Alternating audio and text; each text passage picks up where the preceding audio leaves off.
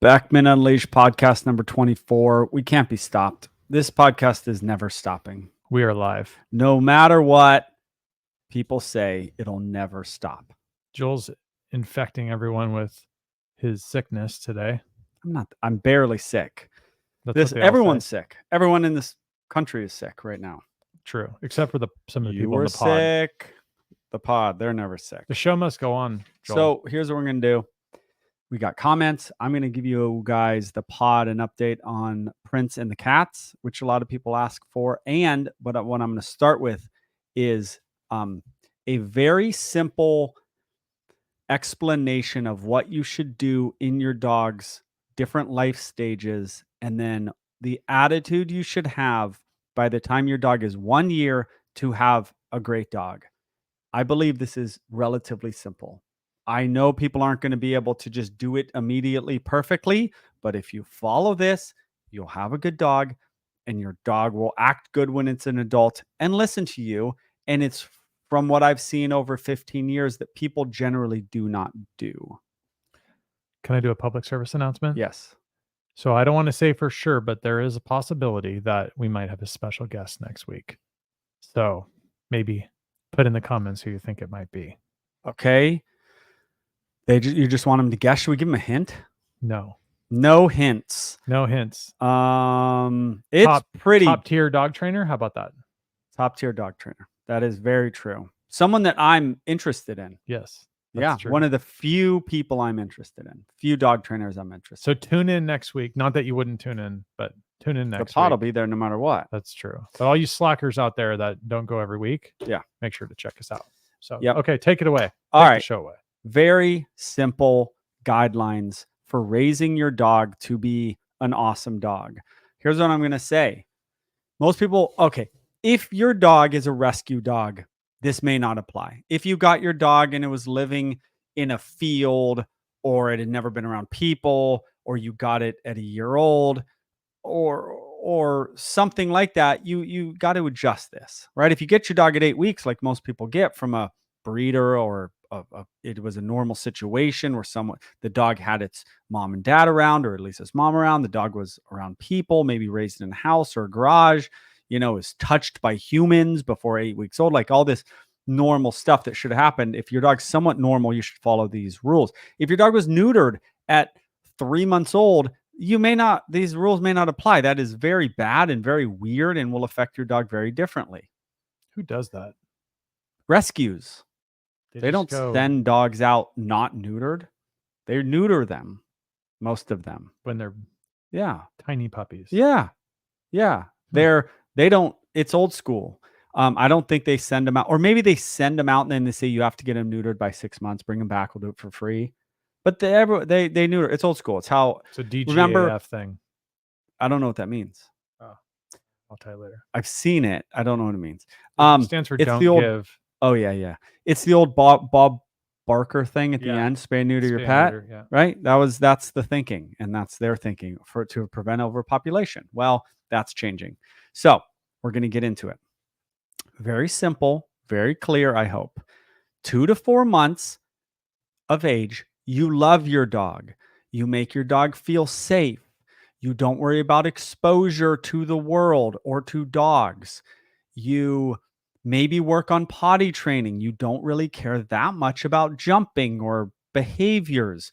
It's like a baby. You make them feel safe. They can run around the backyard. Forget diseases for a second. That's controversial. I have opinions on that. But, you maybe don't take them on walks due to maybe diseases, but also it's just a big scary world out there. And you can do that later, but they can be in the backyard. 2 to 4 months is basic stuff. Keep them safe. Okay? Keep them safe. Keep them feeling secure more than safe. All right?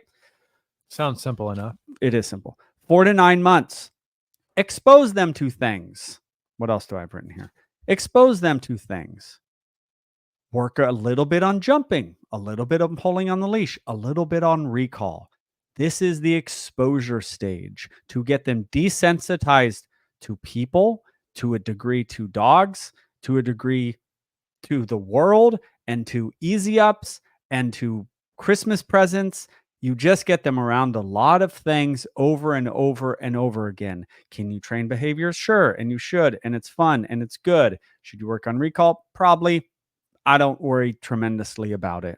A lot of walks, though. A lot of walks at this age.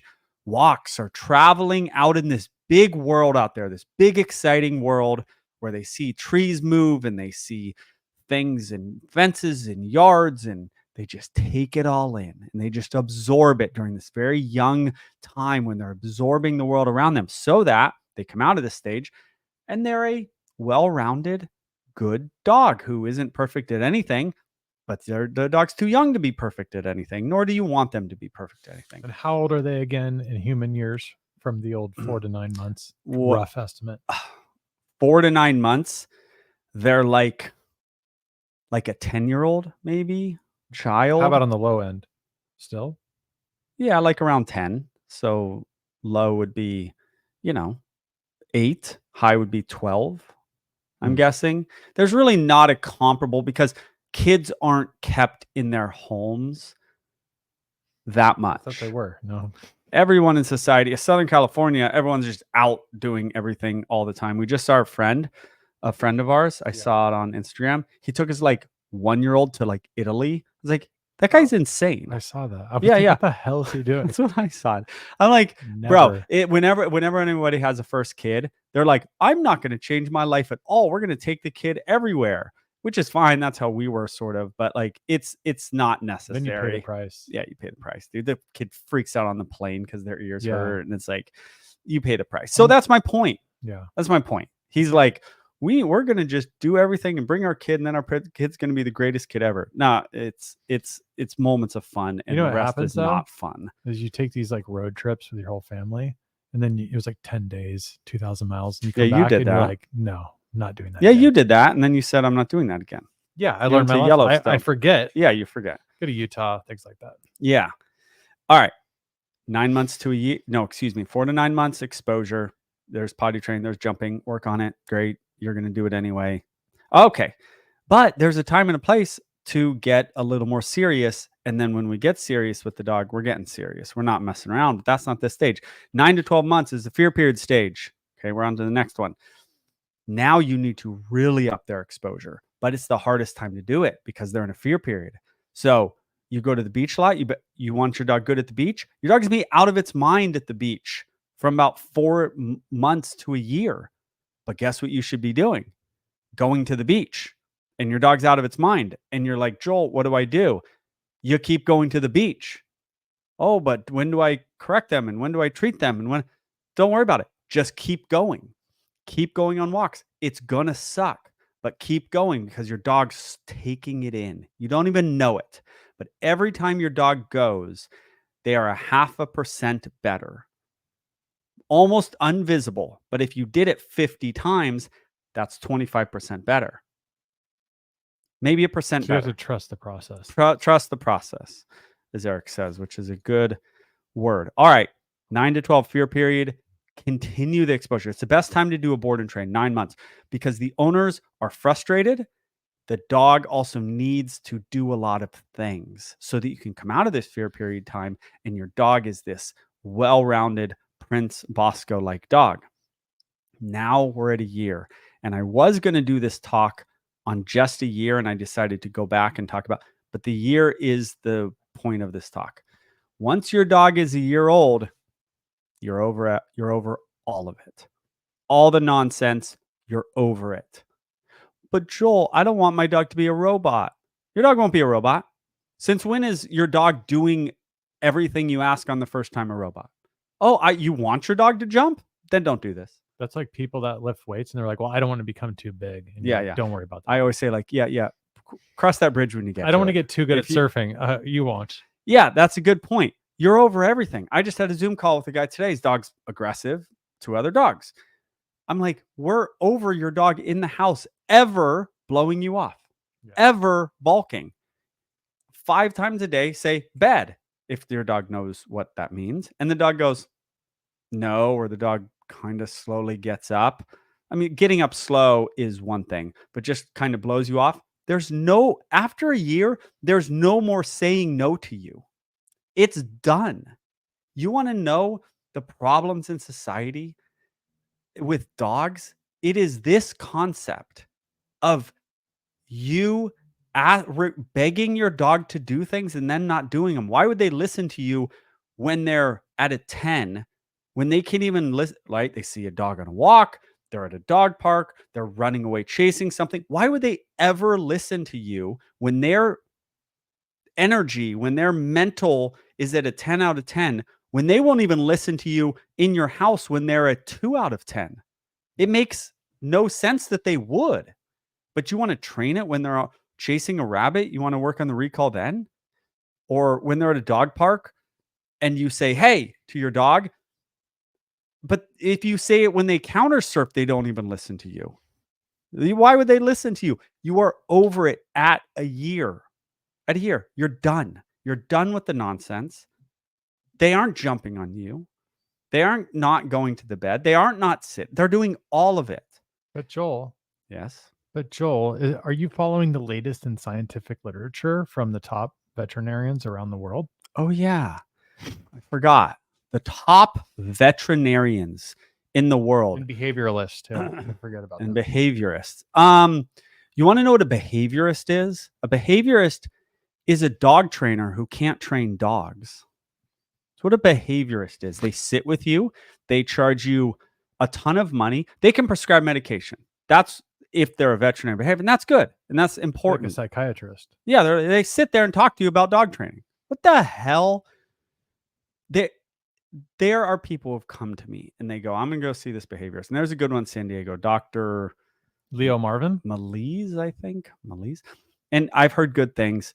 And there's a time and a place to sit there and talk to you. And there's a time and a place to give medication. And I always say, listen, I'm going to tell you this. They're going to tell you this. Take the two things, try to fold them into one. But if you're but a behaviorist is not your answer, generally speaking. Well, why is someone talking to you about dog behavior? Your dog, like they should be able to take your dog and do the thing that they're telling you to do with your dog. No, they just write scripts. Yeah, which is okay. I can't write them. So there should be someone out there who can write them. In a world that I owned, you would be writing scripts for dogs. Yeah. I wonder what you would write. Like crazy narcotics or no? No. They rarely give dogs narcotics because people will hurt their dogs. Or people will steal them. They'll hurt their dogs. Yeah. To take them to the vet to get So what do they give them? Ritalin, right? The guy I talked to today, he gave his dog Zoloft. And I go, how did it go? And he goes, good, except he pooped all over our bed because he was so like conked out. It's as high as a kite, basically. He's just like, and he just pooped on their bed. That doesn't sound like it went well. That's not good, but you know, there are some dogs that need medication, but pooping on the bed is weird. So, okay. So can I say it any differently? 1 year old. Oh, I'll start when the dog's 13 months old. That's not what Joel Beckman said. I said 1 year old. You're down to like leap year. Like if it's yeah, I'm down to the day. Yeah. It's like, I'm down to the day. It's like unless 18. your dog's a rescue. Unless a rescue would be the main thing. You didn't raise it, right? Unless the dog at 8 weeks old was taken from its own mom for some reason. It's not a rescue, it was in house, but it didn't have its own dog mom. Like these are extenuating situations that will fundamentally change the dog, and you have to adjust how you deal with that dog. And the dog is not going to follow certain behavior patterns. Your dog has ADHD. Your dog has problems that diagnosed early. Then you got to change this up. But for 90% of the people, 1 year old, you're not requesting a single behavior ever again. It's like when and don't ask 18, it. You kick them out of the house. Like, okay, you're an adult now. Go find a job. Make your way in the world. Probably the best thing to do. Yeah. Do we do it? Make no. them strong. No. Am I going to do it with my kids? Probably Depends. not. Probably should. I don't know. It depends. But should we? We probably should. There's you want the best for your kid? You probably should. There's a level of financial stability that comes from sticking around, but that comes at the cost of not having the life experiences that the other ones do. Yeah. Joe Rogan said the most interesting people are people who've like been through hell. Right? I think that's true. I mean, do we want to force difficulties on our kids? No, unnecessarily. Not unnecessarily. But you lead them into the world, that will happen, and that is character building. But for dogs, this is where we're gonna make their life a little not tough, but we're gonna provide some adversity at a year old. Yeah. And that's good. At a year old. How many days are in 365 days? Oh, did you hear what I just said? So how many 366? It's game time, unless it's illegal. At 365 days, you're over it. Everything. Or 366 technically. Okay. 365, they're good. They're still in that year period, right? Or no? Yeah. Okay. So that's the game plan. That's the rule book. And the problems will solve themselves. If you don't request these things, then you get out in the world and you say, come, but you've followed up every single time in your backyard, in your front yard, in your house. The dog will generally come to you at the dog park.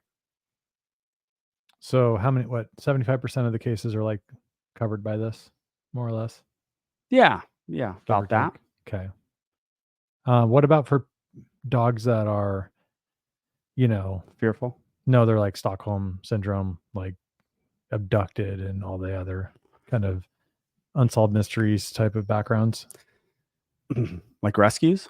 Yeah, just like crazy stuff. Like then you have to adjust it. Your dog comes into your life and it is shaky and needy. You have to extend the 2 to 4 months, making them feel secure. That has to bleed into till 11 months old. Then you see them hit at 11 months where they should have been at 5 months. So then you sort of go forward with this thing when they hit those markers of comfortable in the home, loves me, isn't scared of me. Okay, now I'm going to start upping the go to your bed when I say go to your bed. So the issue though is but it's at a year and a half, not a year. As I look at your list here. So the issue is if I get a 5-year-old rescue who hasn't been through any of these stages, he still needs to go through those stages, but he never did. So now you kind of have to almost start from scratch, right? Yeah, 5-year-old rescue. That's late for rescue. Let's say a 2-year-old rescue. That's more common. That happens a lot. I've had my multiple sessions every week with 2-year-old rescues. You get them into your house.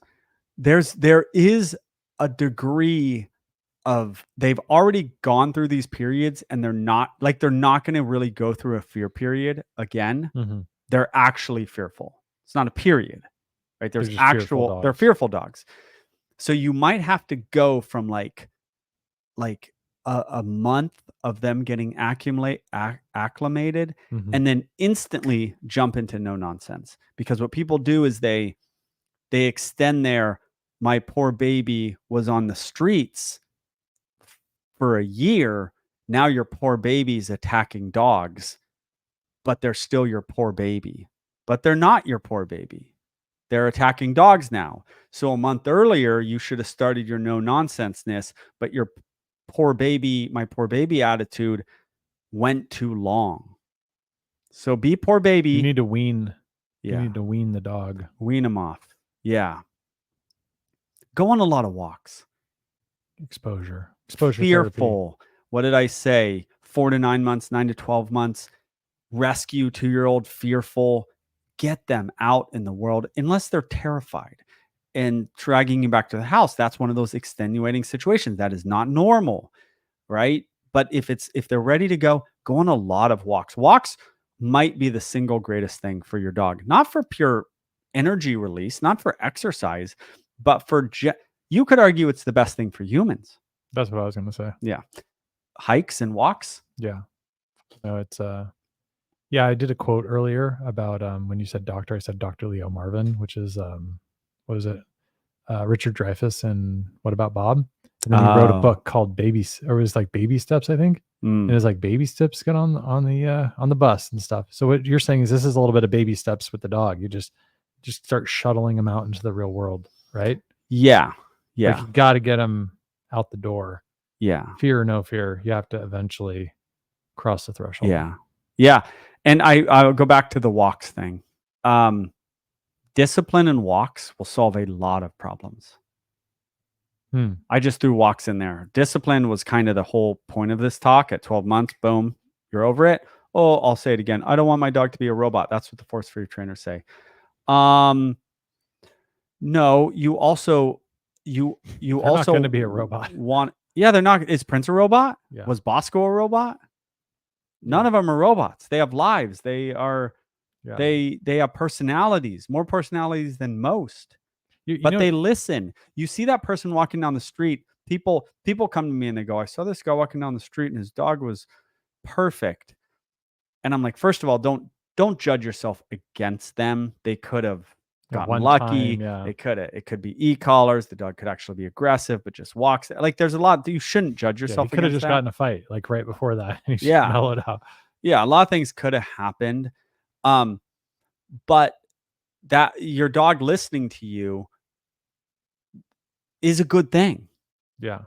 Well, you could almost say that the dog like Prince or Bosco is actually way less like a robot because they're not the ones that are automatically triggered every time something comes up, right? Yeah. They're the ones that actually have the what is it called? It's not like it's like there's some really smart word that I can't think of right now, but agency. I think they have the agency to decide what they're going to do. Whereas that dog that sees someone running by and just chases them, they're kind of the robot. They're the one that's programmed that can't stop in the wrong way. Yeah. Whereas like just because if your dog is comfortable and relaxed and gets a ton of stimulus and, look at it, but it doesn't like freak out, they are actually much more in the spirit of what I think should be. The guest we're going to have next week, I saw a video with him and his dog. Don't give it away. Him and his dog. Don't do it. And I was so impressed. I saw a short. I won't bring it up. So it's a male. It's a he. We already gave some away. People thought it was going to be Karen Pryor, and you just ruined it. I'd have Karen Pryor on. Would you? She'd never come on here. I'd give her props. Didn't you trash her like 2 weeks ago? Yeah, I trashed her. I talked to her 15 years ago. I was a positive reinforcement trainer. I just got out of SeaWorld, and I wanted to be a teacher in her school.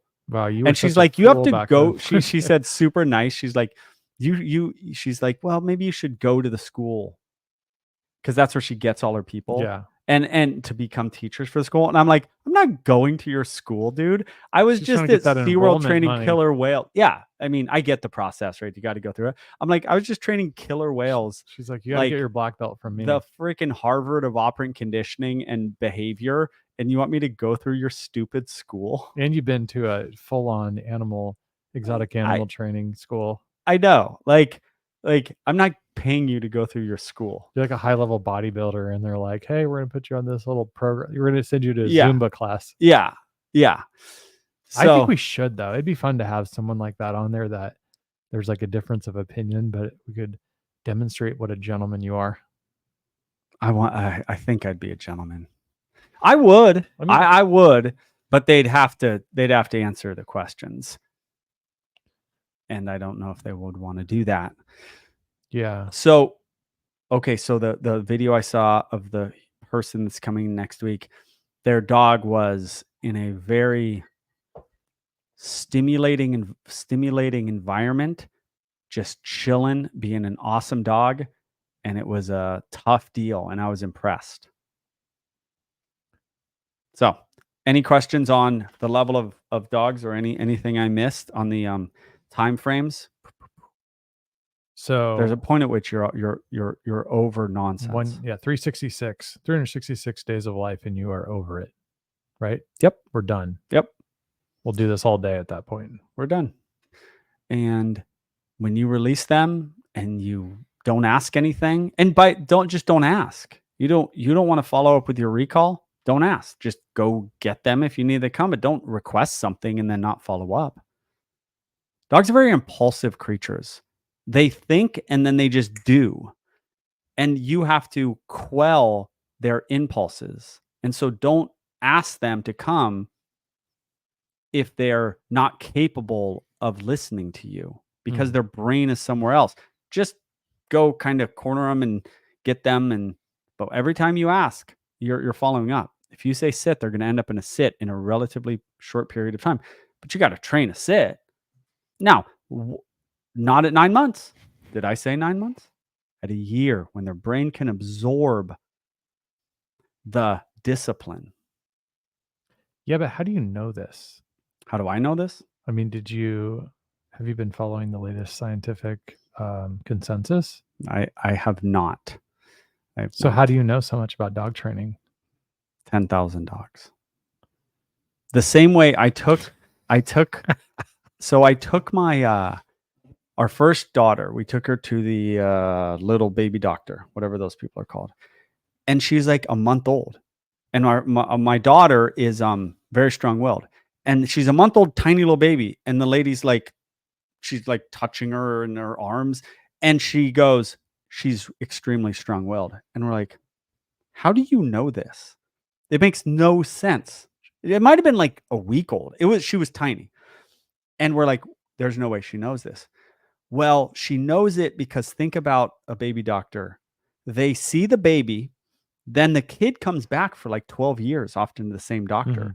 So for me, I train so many puppies and then they keep coming back for board and train and then follow board and train that I see most of them grow up. So you kind of see, and then you see if you were right. It's like a weird thing that happens. Now, it's like an observational study. Yeah. Right. Like an anecdotal observational study or something. Yeah. It's almost like less, I think, anecdotal because it's not just like like some random story. It's like, for instance, a pediatrician that does over and over and over. So it's like one guy, it's his anecdotal experience, but his experience is not like an anecdotal story of something that happened.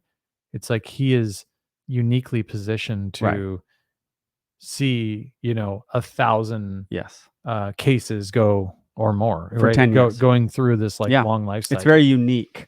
And that's the way my deal is with dog training. Like if I did puppy classes and never saw the dog again, I just don't think you get that.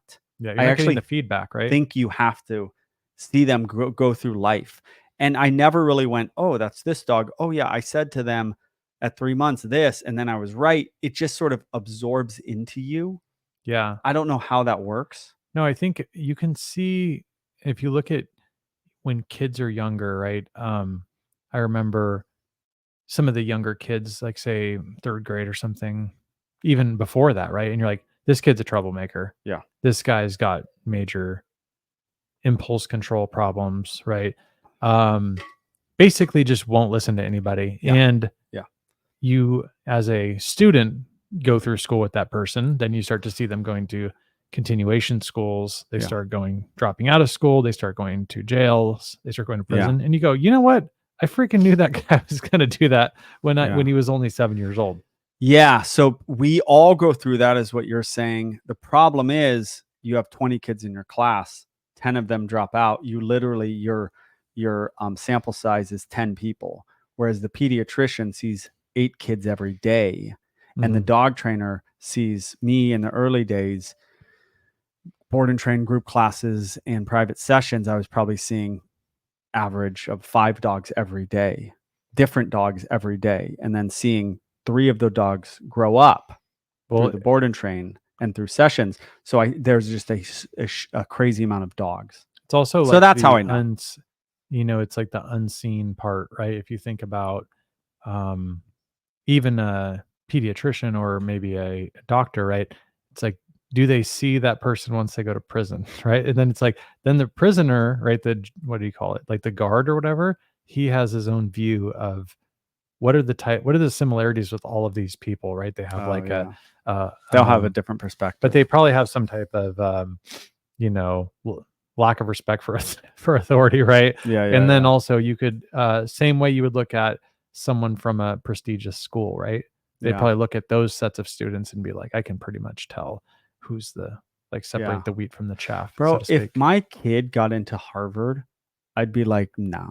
You'd be devastated. Huh? I'd be devastated. Yeah. I would be like, there's no way.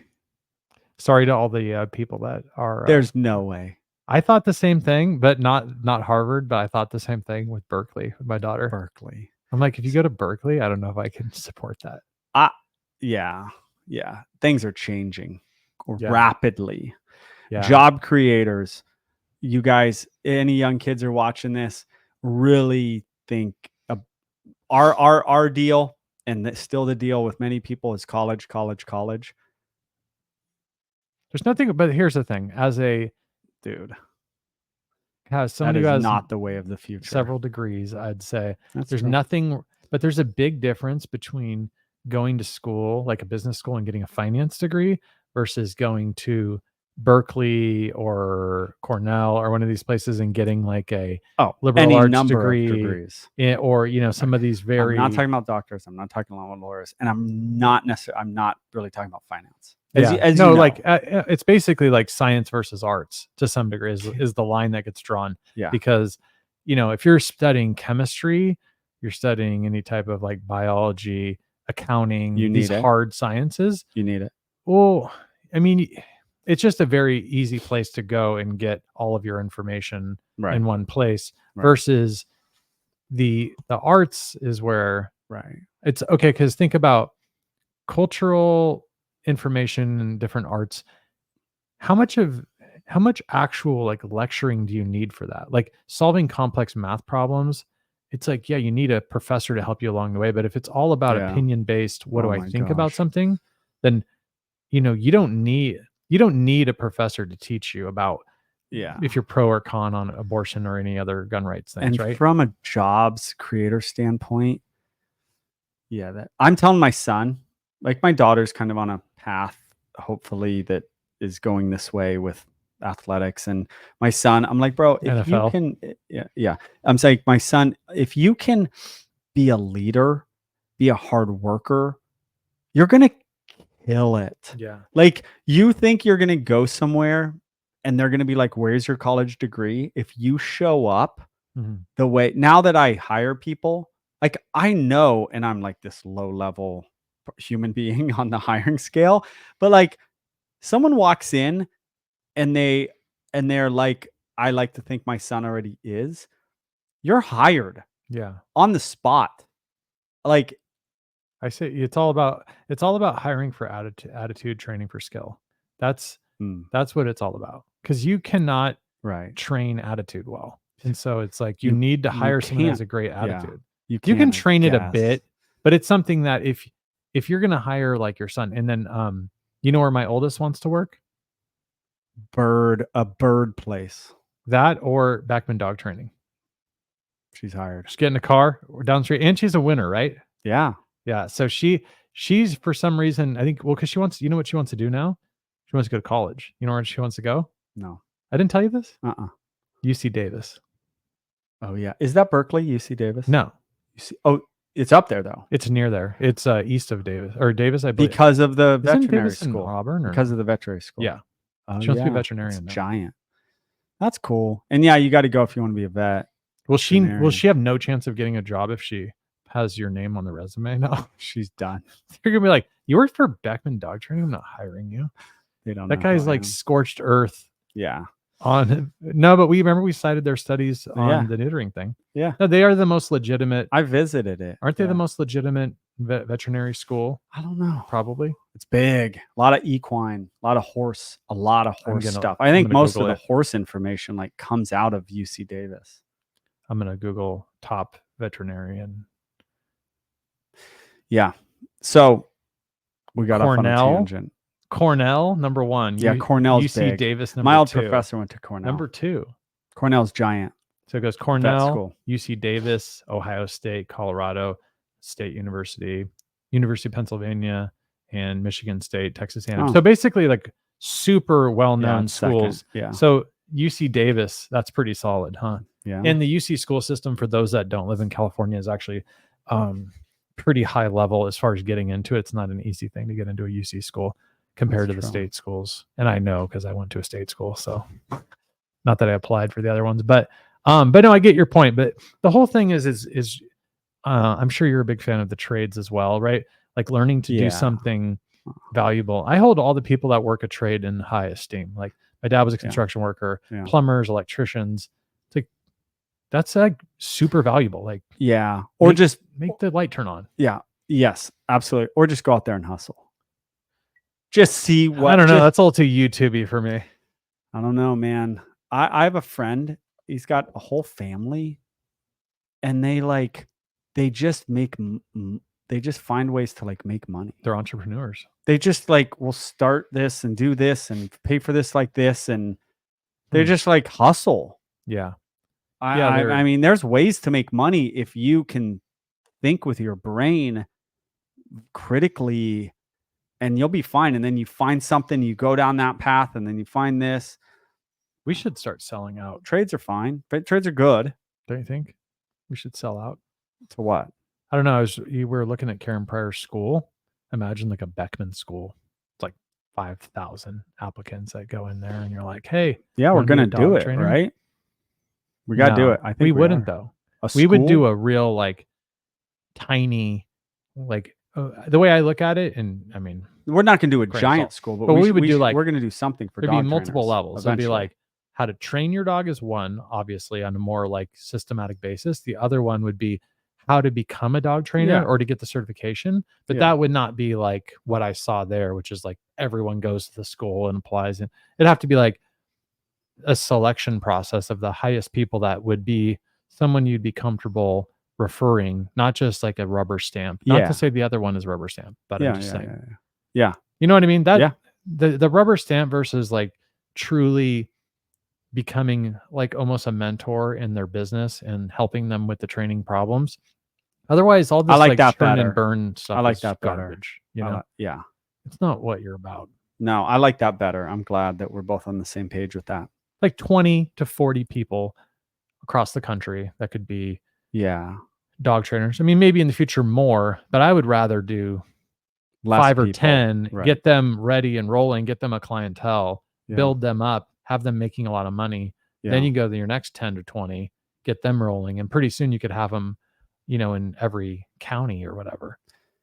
Yeah, and dog training, I was going to actually talk about that, and then I forgot. Dog training, becoming a dog trainer. Why are you talking about dog training? Becoming a dog trainer is like the greatest. I don't know why there's more people aren't doing it. It's second to being a pool guy. Why? I don't know. My pool guy just like rolls in and just like, hey, how's it going, buddy? Just like put some like chlorine in the pool. But you can charge more than being a pool guy. Yeah. The need for it is so, the demand is so there. Mm-hmm. And if you can do it well, and you can like be smart enough to be like, I'm not going to do this for $75 an hour, you're going to kill it. What about a real if you're Beckman good, Army? dude? You know how many dog trainers, it's like Howard Stern used to say, like radio hosts, like they're his competitors or the other people in the industry, he's like, they're losers. It's like dog trainers. Most of them are like not normal people. I drive around, or I'm at like the beach or a park, and I'll see a dog training session. I saw this one. Do you roll your window down? You're like, loser. No, but I watch. But you want to. And this guy, he was like giant. He had like these basketball shorts on that were like this low. It looked like he just rolled out of bed, like his hair was all messed up. He had clients. You know why he had clients? Because people will go to anybody because there's so few of them and they're not good. So dude who looked like he rolled out of bed, he's making money. If you can be like halfway. But people aren't going to have your style though. Come on. My style? I mean, they're not going to have that level of panache. Yeah, but don't like have your hair all jacked up and, you know. Is that something you're going to train in the Beckman Academy? Nice hair? Just like dressing and I don't know. Yourself properly. I guess I can conduct myself okay. Someone said in my last video, they go, that guy's got your style. And I was like, because he was just like a construction worker guy. And I was like, I don't think they're being nice. Because I don't know. I'll show you it was the guy in the Great Dane video. Okay. I saw that one. He said that he has my style. I don't know. Are you is part of like the Beckman school? Like, do you have to have them, if they wear a sweatshirt, if it's like sweatshirt is needed, you have them wear like the same one over and over to build a trademark kind of thing? Yeah. I want the old one. Maybe you could give me your old sweatshirt. Yeah, it's all faded. People are like, you got to retire that jacket. Does it smell bad or no? No. I wash my clothes. Oh, okay. Yeah. What's that like? I don't know. Do you have a clothesline outside, or what do you do? No, we have a dryer. Okay. I was just wondering. But you probably wear an undershirt anyway, so you probably didn't totally stink it up. But those things get sweaty, just like your hats. Jackets? Yeah, like your hats are like hats bleached get and gross. sweaty. And My hats are horrible. yeah. No, I think we should do some type of legit Beckman Academy, I know. but make it to where it's like the legit, bro, like top 5 in the country. The market for becoming a dog trainer is almost better than the market for people training their own dogs if we started something, because like in my gut tells me that people that they look to me almost more for like, I don't know how to explain it, but people want they have the YouTube videos. They already have the YouTube videos. They want the mentorship, and they need somebody to blaze a trail, because that's what you've done. Because there's a lot of folks who they're not going to be able to stand up under the fire of the criticism of what's happening now too. Right? Yeah, I thought about that too, about becoming a dog trainer. And it's like you have to be ready. Yeah, the amount of negativity just on YouTube, and YouTube is not the worst. I mean, Twitter is probably the worst. Oh, well, yeah. As far as just pure vile. I think TikTok's really bad. Yeah, Instagram, really bad. Which I just had a video, it's got like 300,000 views. I got like 10,000 subscribers from this one video I did a week and a half ago. Yeah. And it's all good. I just looked at it today and it was like all good. And then you get into some bad ones. And then somebody even commented, "Oh, I'll read it." But nobody, like, we don't even care, right? You just like drop a video and it gets 10,000. You've done no work on the IG platform. No, none. None. Funny. No, I'm gonna read this comment from a pod. Okay, there's how can they be the pod if they're on IG? That's my question, bro. The pod is everywhere. But if they're not part of the podcast, they're just posers. I don't know where this is. Oh yeah, here it is. I was just curious about your Instagram comments. This is from our podcast last week. After what you said, I went there to check it out. So they went to the comments on my Instagram video. And let me tell you, a lot of them are so nasty and so ignorant. It's disgusting. Do not recommend you to read your own Instagram comments. Stick with the pod on YouTube. That's like Joe Rogan. That's like like Joe Rogan said, don't even read. The only reason we even read these comments is because we like to have this back and forth with the pod, and we like this. We truly believe that this format, the podcast, is much richer because we read the comments and then we share the comments, and there's this back and forth that goes on. So it's actually a super cool thing to be a part of. But if it wasn't for that, we would never read the comments. Maya 2387. I want to give her a shout out. Yeah, I was wondering why you weren't reading her name. Yeah. I just forget to read the names. Yeah, so it's funny about reading comments, like in different formats, like the Instagram ones I read and all the YouTube ones. There's too many. I can't read them all. Often I can. Sometimes I do. But the Instagram ones were like, because they're like new, they like don't know who I am. So they're like, this guy's doing it all wrong. He needs to put a leash on the dog. And then I go to their Instagram and it's like some dude with like a lab and like a kid. And I'm like, oh, I can tell that you've worked with 100 pit bulls. Like it's so obvious. Like you have to work with 150 pit bulls to understand the Instagram video and what I said in it. Yeah. You will not understand it unless you've worked with 30 bully breeds. Worked with them. It's an embarrassment. It's embarrassing. And I wonder if they're embarrassed. Like sometimes I say that in the comments. I go, is it embarrassing? I say, honest question. I go, is it embarrassing to like, and I don't know how I phrase it, to like, to not have worked with a dog and then be so confident in like how and like be so wrong, or I'll say something like that. And they come back and they're like, I'm not embarrassed. I'm like, that's like me going on and being like, I've said this before, like Tom Brady, bro, you got to throw the ball like this. Like, here's how you win football games, Tom Brady. It's like you got to be tougher, dude. It's the Dunning-Kruger effect, right? This is the Dunning-Kruger effect is the phenomenon by which those least competent in a certain or certain subject area overestimate their skills the most. It also causes the most competent in a subject area to think less of their own talents. So when they first start out, there's like competence is on the x-axis, and then on the y-axis or the vertical axis is confidence. And when they start, they're at the very top Like of me. confidence. Or no, them. No, they would be on the well, because their competence is very low. Yes. So their confidence is very high because they don't know anything. because they know nothing. But as they continue, and you can see with the chart here, it slowly goes down as they get more. It looks like a skate ramp. It's a U-shaped. Yeah. So as they get more competence and they understand what's actually happening, their confidence begins to go down because they're realizing how little they know, right? Yeah. And then at a certain point, it shows that right there in the middle, average person, it's right? Like low. But then as it starts to turn, the little inflection point goes up. Then as they get more and more competent, their confidence goes up. And then at the very end, looks like they don't ever actually get to as confident as the person that knew nothing. No, that it's a little lower on that side. Do you think you in any area, you're a grown man. So let's act like we're 20. Yeah. Do you think you ever, because there's people who actually just go, I don't know anything about this. Mm-hmm. I'm not going to speak to this. Right?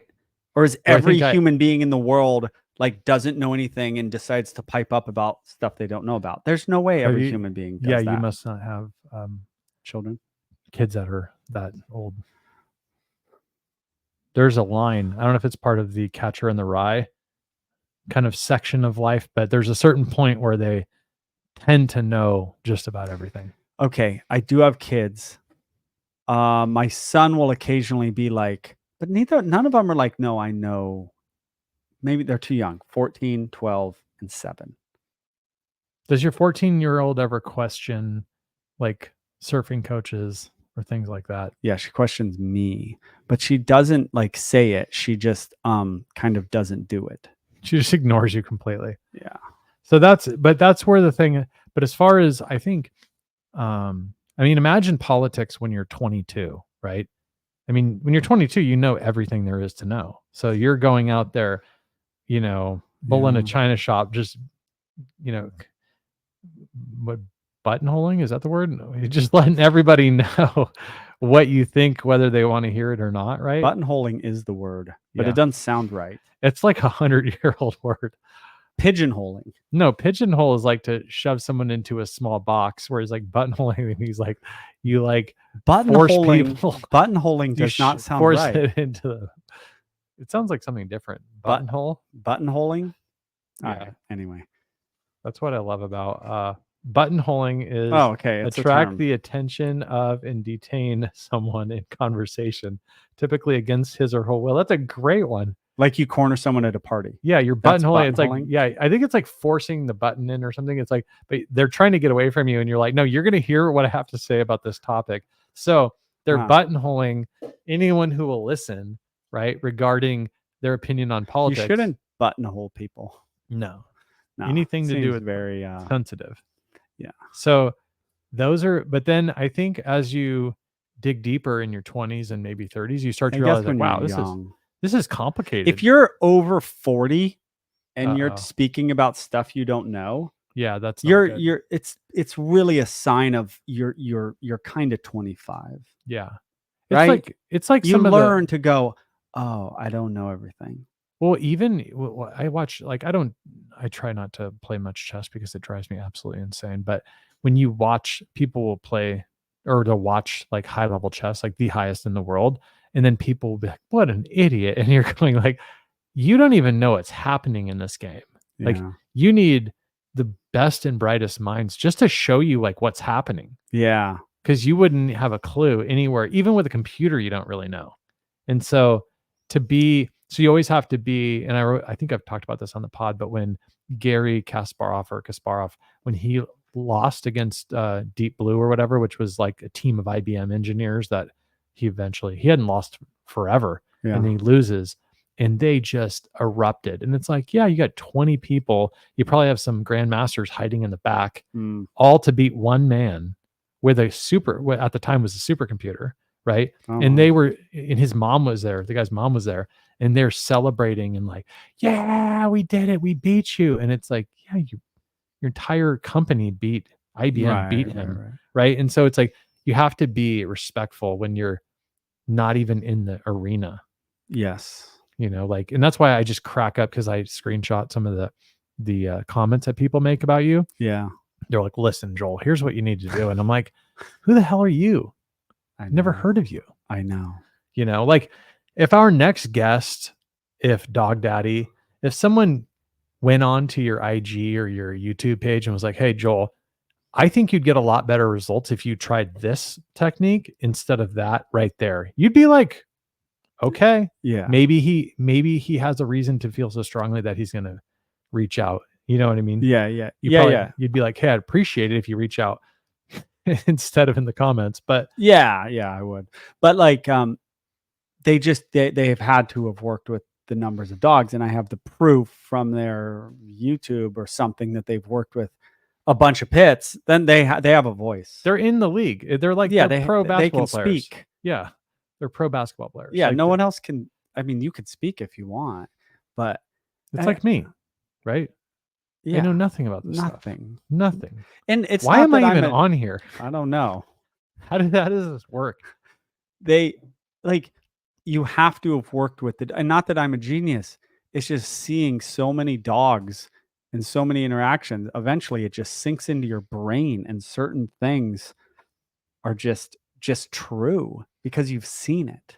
Yeah, I think I'm on here because I can recognize greatness. So that's a good. Oh habit. Yeah. Oh, we're back to why you're on here. Yeah, you're on here for a variety of reasons. Why am I on here? Because you're a good, you need someone to talk to. You're a good co-host. I needed someone to talk to. Yeah, and I was jonesing to get this podcast off the ground. And we can talk like normal people. Who else am I going to just chat with?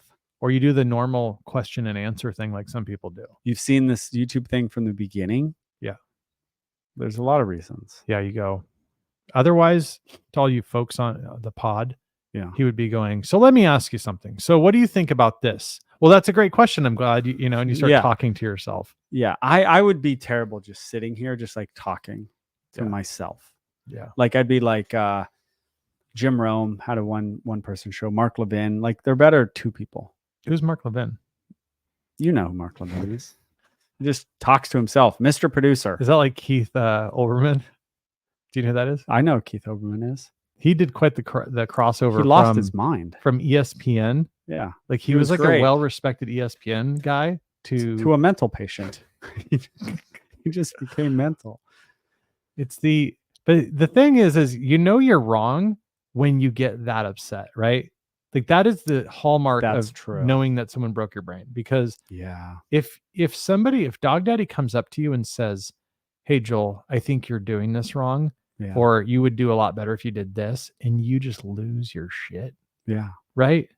Something's wrong with you. Like you're not, you wouldn't, otherwise you'd be like, okay. You'd be like, that's fine. You have your opinion. But if you lose it and you just go at him, you're like have an insecurity problem. Yeah. You don't truly believe in your methods. Yeah. That's why I don't think you get upset, because you're like, oh, well, that's their opinion, just like your opinion on e-collars. Yeah. Right. You have a belief system, and then even still, you're at the point where you're like, I don't really care. Like, I'm not doing e-collars. Like that ship has sailed. I'm just too far down my own road. Yeah. I don't think you don't think they're, bad people for it. You have your own opinions, and there's enough. It's a big enough tent. Yeah. There's enough room for everybody. Right. Yeah. We have a big tent. Yeah. There's, but yeah, that is funny. But it is interesting too, even with like watching ESPN and different types of, I do think you have to be, I know we talked about this, but you have to be very careful when you're not a UFC fighter and you're going to talk about UFC fighters. Like, you have to have that deference and that respect to be like, hey, this is a hard job, and I can't just jump in and trash somebody when I cannot do what they do. And that's, I think, one of the reasons why UFC has all these former fighters and former champions because it's so easy for them to come in and be like, hey, this is what he wants to do. And you go, why are you getting to say, well, I was the champion of the world after all? So yeah, I kind that's of know. true. UFC would be the one place that you need to do that more.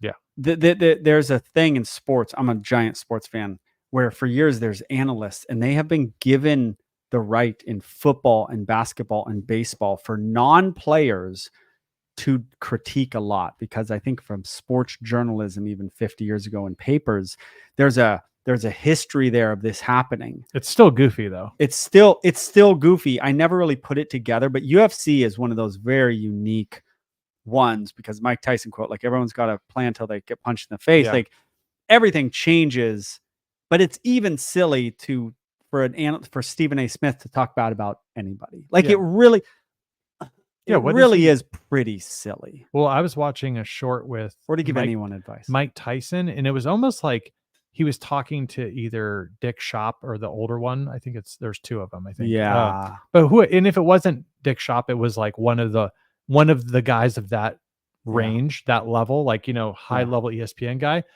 But it was almost like Mike Tyson was explaining the attack and like how to do the punching and stuff. And the guy was kind of like, he was doing an okay job of acknowledging it and making sure he understood it. But it seemed like he was almost giving a bit of like critique to it.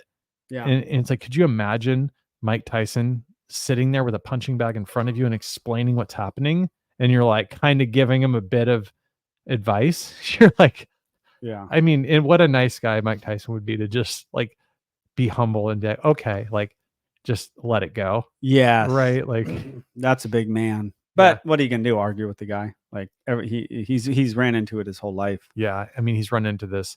People, everyone's an expert and stuff. And that's what I think the theme of what we're trying to say is that you have to build that competency in order to justify the confidence that you have. Yeah.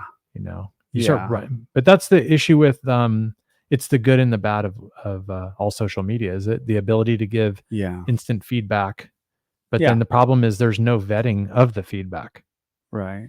At least with Reddit. At least with Reddit, they have the thumbs up and the thumbs down, and it's like upvotes. So then if you get 24 upvotes and no downvotes, it goes to the top of the page. Oh. So when you have a question or something, the first response is the one that has the highest. Yeah. If you Google me, what a Reddit article comes up like pretty high, and it's like, is Joel Beckman worse than Cesar Millan? That's like the big Reddit thing of me. I hope so. I've never been on Reddit. I hope so. Yeah. Reddit's pretty good. Reddit's pretty good for solving. Like, it's almost like Quora. It's like responding to, like, if you had questions about like something, I don't know, scopes, like something kind of complicated. It's a forum. Yeah, it's a good forum, but the way that it does the up down vote, that's kind of essentially what YouTube is doing with the up and down votes, but they don't show the down votes, which is super annoying. But they do. If you have a higher percentage of upvotes in a lot of them, you're going to go toward the top for the top comments. And so that's nice that, it gives you that immediate feedback that if something has 10,000 likes and no dislikes, like the comment resonated with a lot of people, it's a great place to start. It doesn't mean it's right. It YouTube does that. Yeah. So it's not bad. It's not perfect, but I don't know. So yeah, I think maybe, I don't know. I think social media is a total cesspool, including Twitter. So it's like I think Joe Rogan said like looking into that like circus, like you just peer in, you're like, oh geez, like it's. Yeah, he's probably right.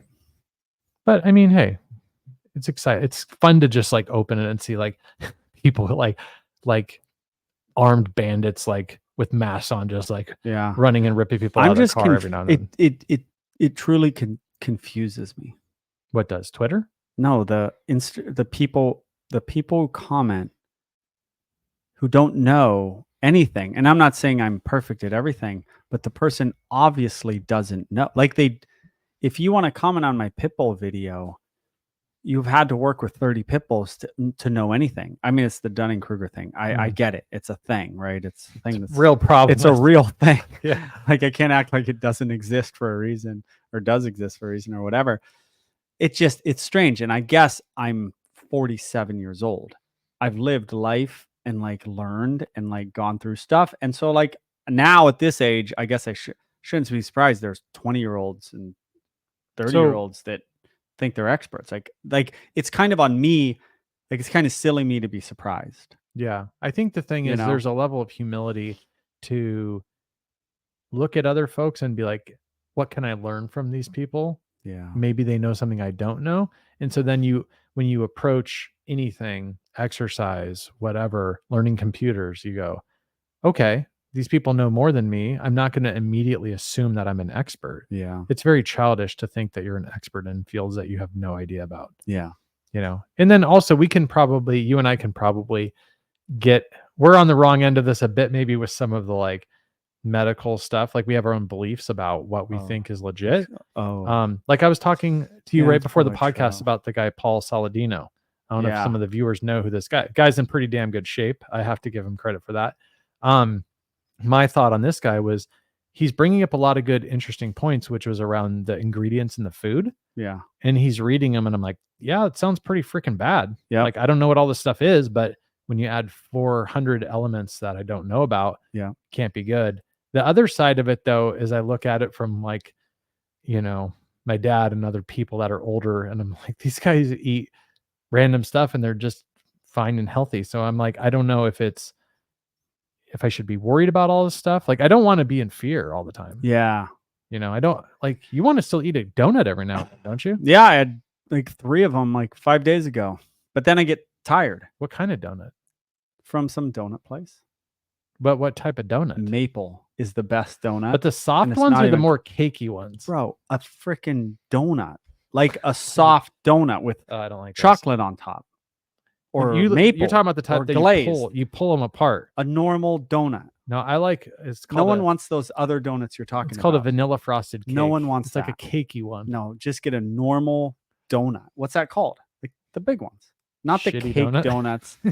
Yeah, I love them. I love So you like Krispy Kreme style.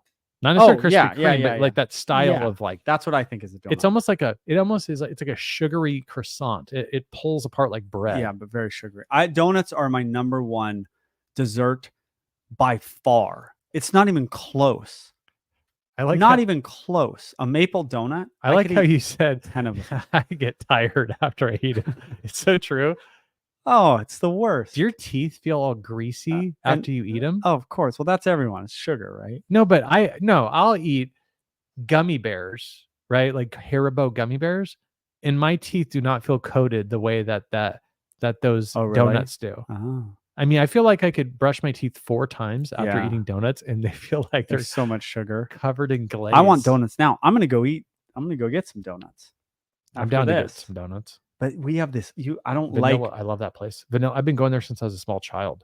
No, you have that chain right down here. Oh, I don't go to a chain. I go to the one that's in the Aldi parking lot. Oh, you're right. It is closed. That's the problem with donuts. There's another place. They need to stay open Mountain. Later. There's a place in Carmel Mountain. And they have it. It's like called Sesame or something. I'd go there. And they've been around forever. And they're open late. Yeah, you walk in there like 10 o'clock at night and they just like pop out after a minute. They're like, hello. And that's my kind of place. Yeah. They're just in there cooking all the time. We could go get donuts. Yeah. If I would get one of the glazed old fashions. They're okay. And then you break off each little piece. And then I would get 2. I know this is going to be very embarrassing, but they're called vanilla frosted cakes, but they're the sprinkles though. So it's got the glaze on it with like little sprinkles. You're like a kid. You're like a 7-year-old. 5-year-old. Yeah. My kid gets sprinkles. My 7-year-old gets sprinkles. You know what's underrated too? What? Like those vanilla frosted cake, like donut holes. Oh, donut holes are great because that's my kind of donut. Just like a little bite-sized donut. You don't need to. I love donut holes. Really? Well, they're donuts. So bad for you. We went from talking about how are donut holes worse for you than like a donut? No, I'm saying donuts in general. Oh, okay. Like we went from Paul Saladino, like we're not eating any of these ingredients. So like 10-minute conversation on donuts. You and I are going to go split a dozen donuts. Paul Saladino's awesome. 3. I messaged him and he didn't get back to me. And how dare you? That's Paul. Actually, I think about that. I messaged him about my daughter and gaining weight. Okay. You've seen she's not trying to get weight. She's very small. He didn't get back to me. No problem. The dude has like 1 million Instagram followers. Does he? And then people message me and I don't get back to them. If he would have messaged me back, I would have appreciated it so much. And then people message me and I don't get back to them. And like I realize how much they would appreciate it. Was it on Instagram? Yeah. Why don't you send them why don't you ask him on YouTube? Because I was watching him on YouTube today. Remember though, if you say something, oh, that's true. It'll show that you have a lot of subscribers. Oh, that's right. It's that special spot in your Instagram sucks compared to your Oh, you're right. I didn't know he had a YouTube channel. When you have 462,000 followers, he's gonna be like, "Whoa, oh yeah, he has half the amount I do." He has a question. So Paul, I like that guy. Come on, call him back. Did the people I reached out to last week that we wanted to get on the podcast, did they respond to your IG or no? No, they can go to hell. I just looked today. No love. No, we're trying to get fun people on here for you guys, and yeah. It shows how confident we are. We're like, how dare you? You don't respond to us in a week. Oh yeah, he's got 10,000 more than me. Yeah, he's on the up. He hits it hard though. These people work hard. So so I have to just comment on a video. What you should do is wait for him to drop a new video, and then be like, hey, 11 hours ago, 5.8 thousand views on his video. He'll see mine. Yeah, that's not that many views. Yeah, he'll see my comment for sure. Oh, hey, back to the podcast. Oh yeah. We get. Well, they get a view into our normal conversations. I'm gonna sneeze. I was also thinking about while you sneeze. I was thinking about Paul Saladino. Don't do it. You're spreading viruses. I was also thinking about that as it relates to dog food. Just to bring it back whole scale to dog training is like whole scale. He's all about more like single ingredient foods and things like that, but. You know, he's even further than that, though. Okay. Remember the person I just sent you on Instagram? The Kona dog? Oh, yeah. Dude, did you see the meals she makes for her dog? That's whole food. Crazy awesome. I love it. I'm enthralled by this person's The Kona dog. Is that it? The Kona? Where's the gal from? The Kona boy. I don't know. This is. Whoa. Bro. I try to identify the ingredients. And it's like there's always some hair in there, right? Look at hair? Yeah. Hair. It's like fiber for dogs. So this is Paul Saladino's, would be Paul Saladino's dog food diet. Look at this. There's oysters. I don't know what those little red things are. Let me see. There's an egg. I don't know what that white thing is. Can I see? What's that white thing? There's an egg in there. And that's all this person's it looks like that might be a lung or something. Yeah, that's my point. There's always some lung. Hair. I'll look at it. There'll be like a duck head. There's a liver. Feeds her dog. That looks like some elk or some like a duck head. I love it. That's a tongue. And she messaged me and she's like, because I spoke about it and I was like, God, that's got to be expensive. She's like, if you source it and you find the people, it's not that much money. Do they have Rocky Mountain oysters or no? No, dude, that's fried. Come on. So I was actually cooking some elk yesterday. Another one while we're at it. And when I was cooking the elk, this was hamburger more or less. And when I was cooking it, I noticed there was a hair in there. I was like, oh, I want to pull that up before the family. But it's elk hair, which is fine.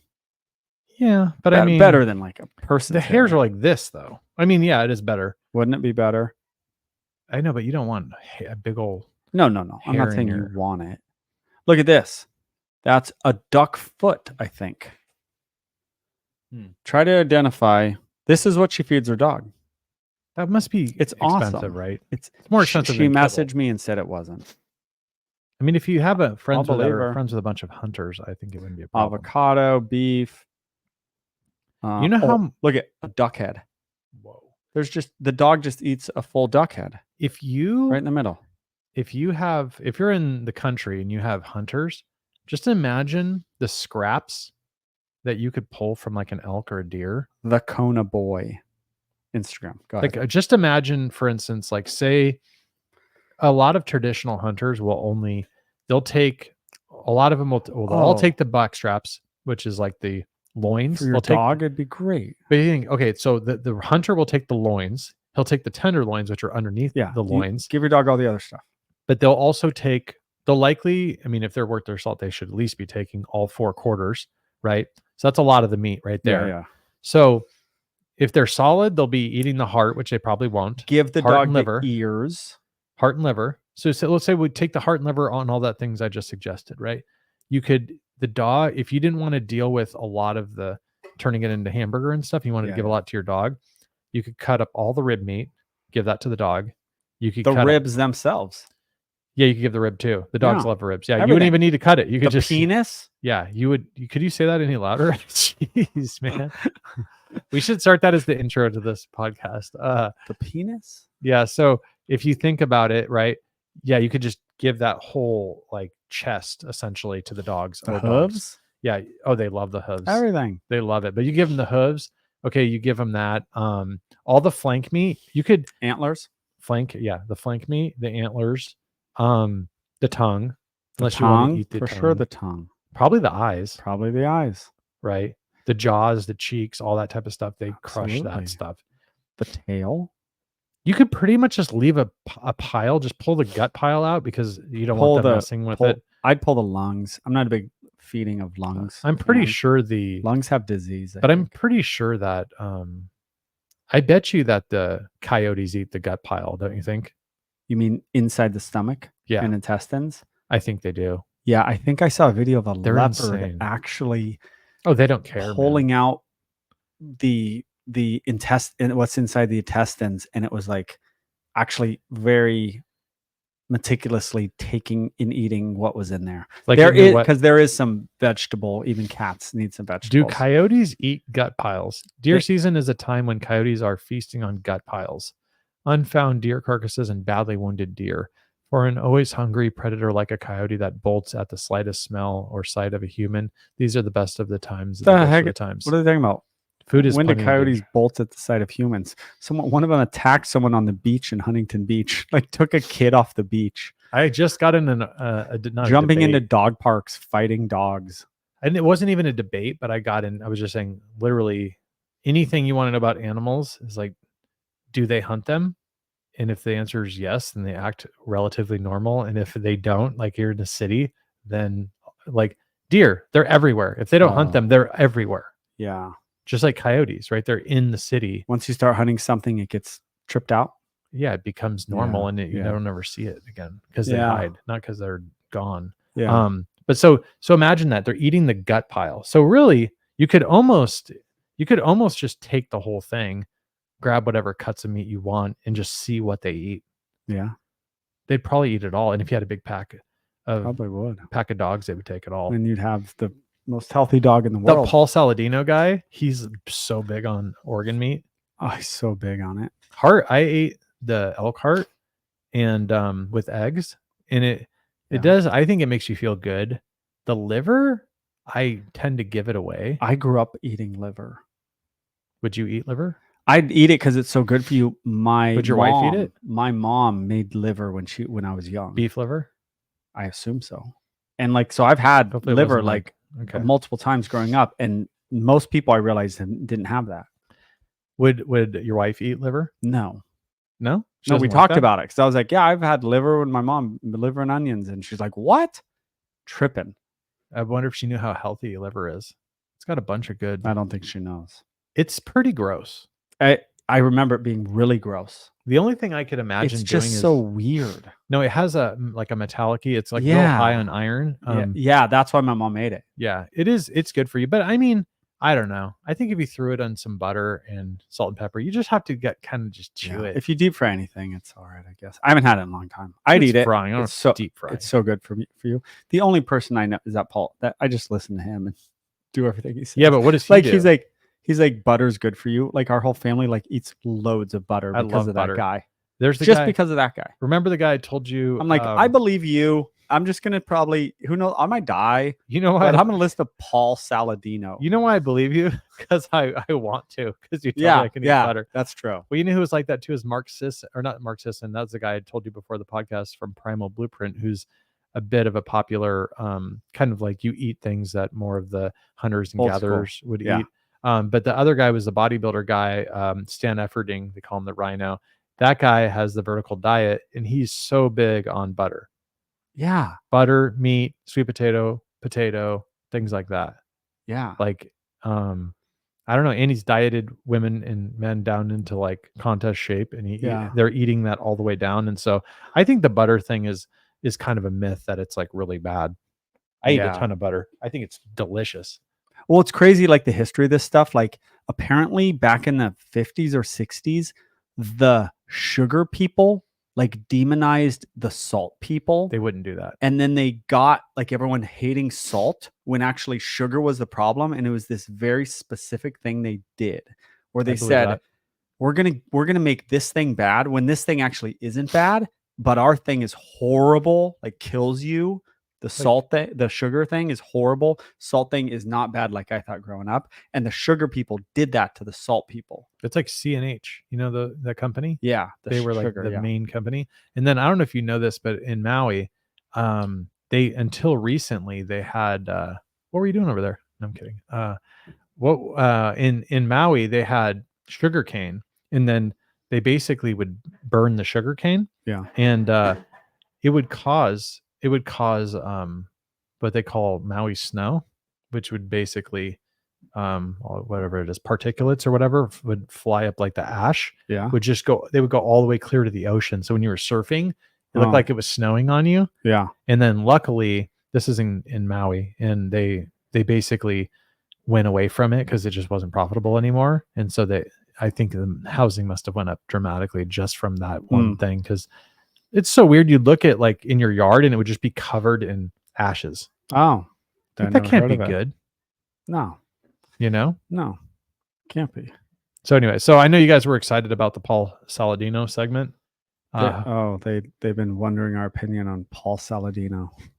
Yeah, I went from like not seeing him at all to just suddenly seeing him. So hey, I got a breed of the week for you. You want to jump into that? Oh, yeah. We got to stay on track here. Oh, I got a breed of the week too. Go ahead. Mine's better. Yeah, go ahead. Saint Bernard. Okay. Good dogs. Oh, size. Monsters. God.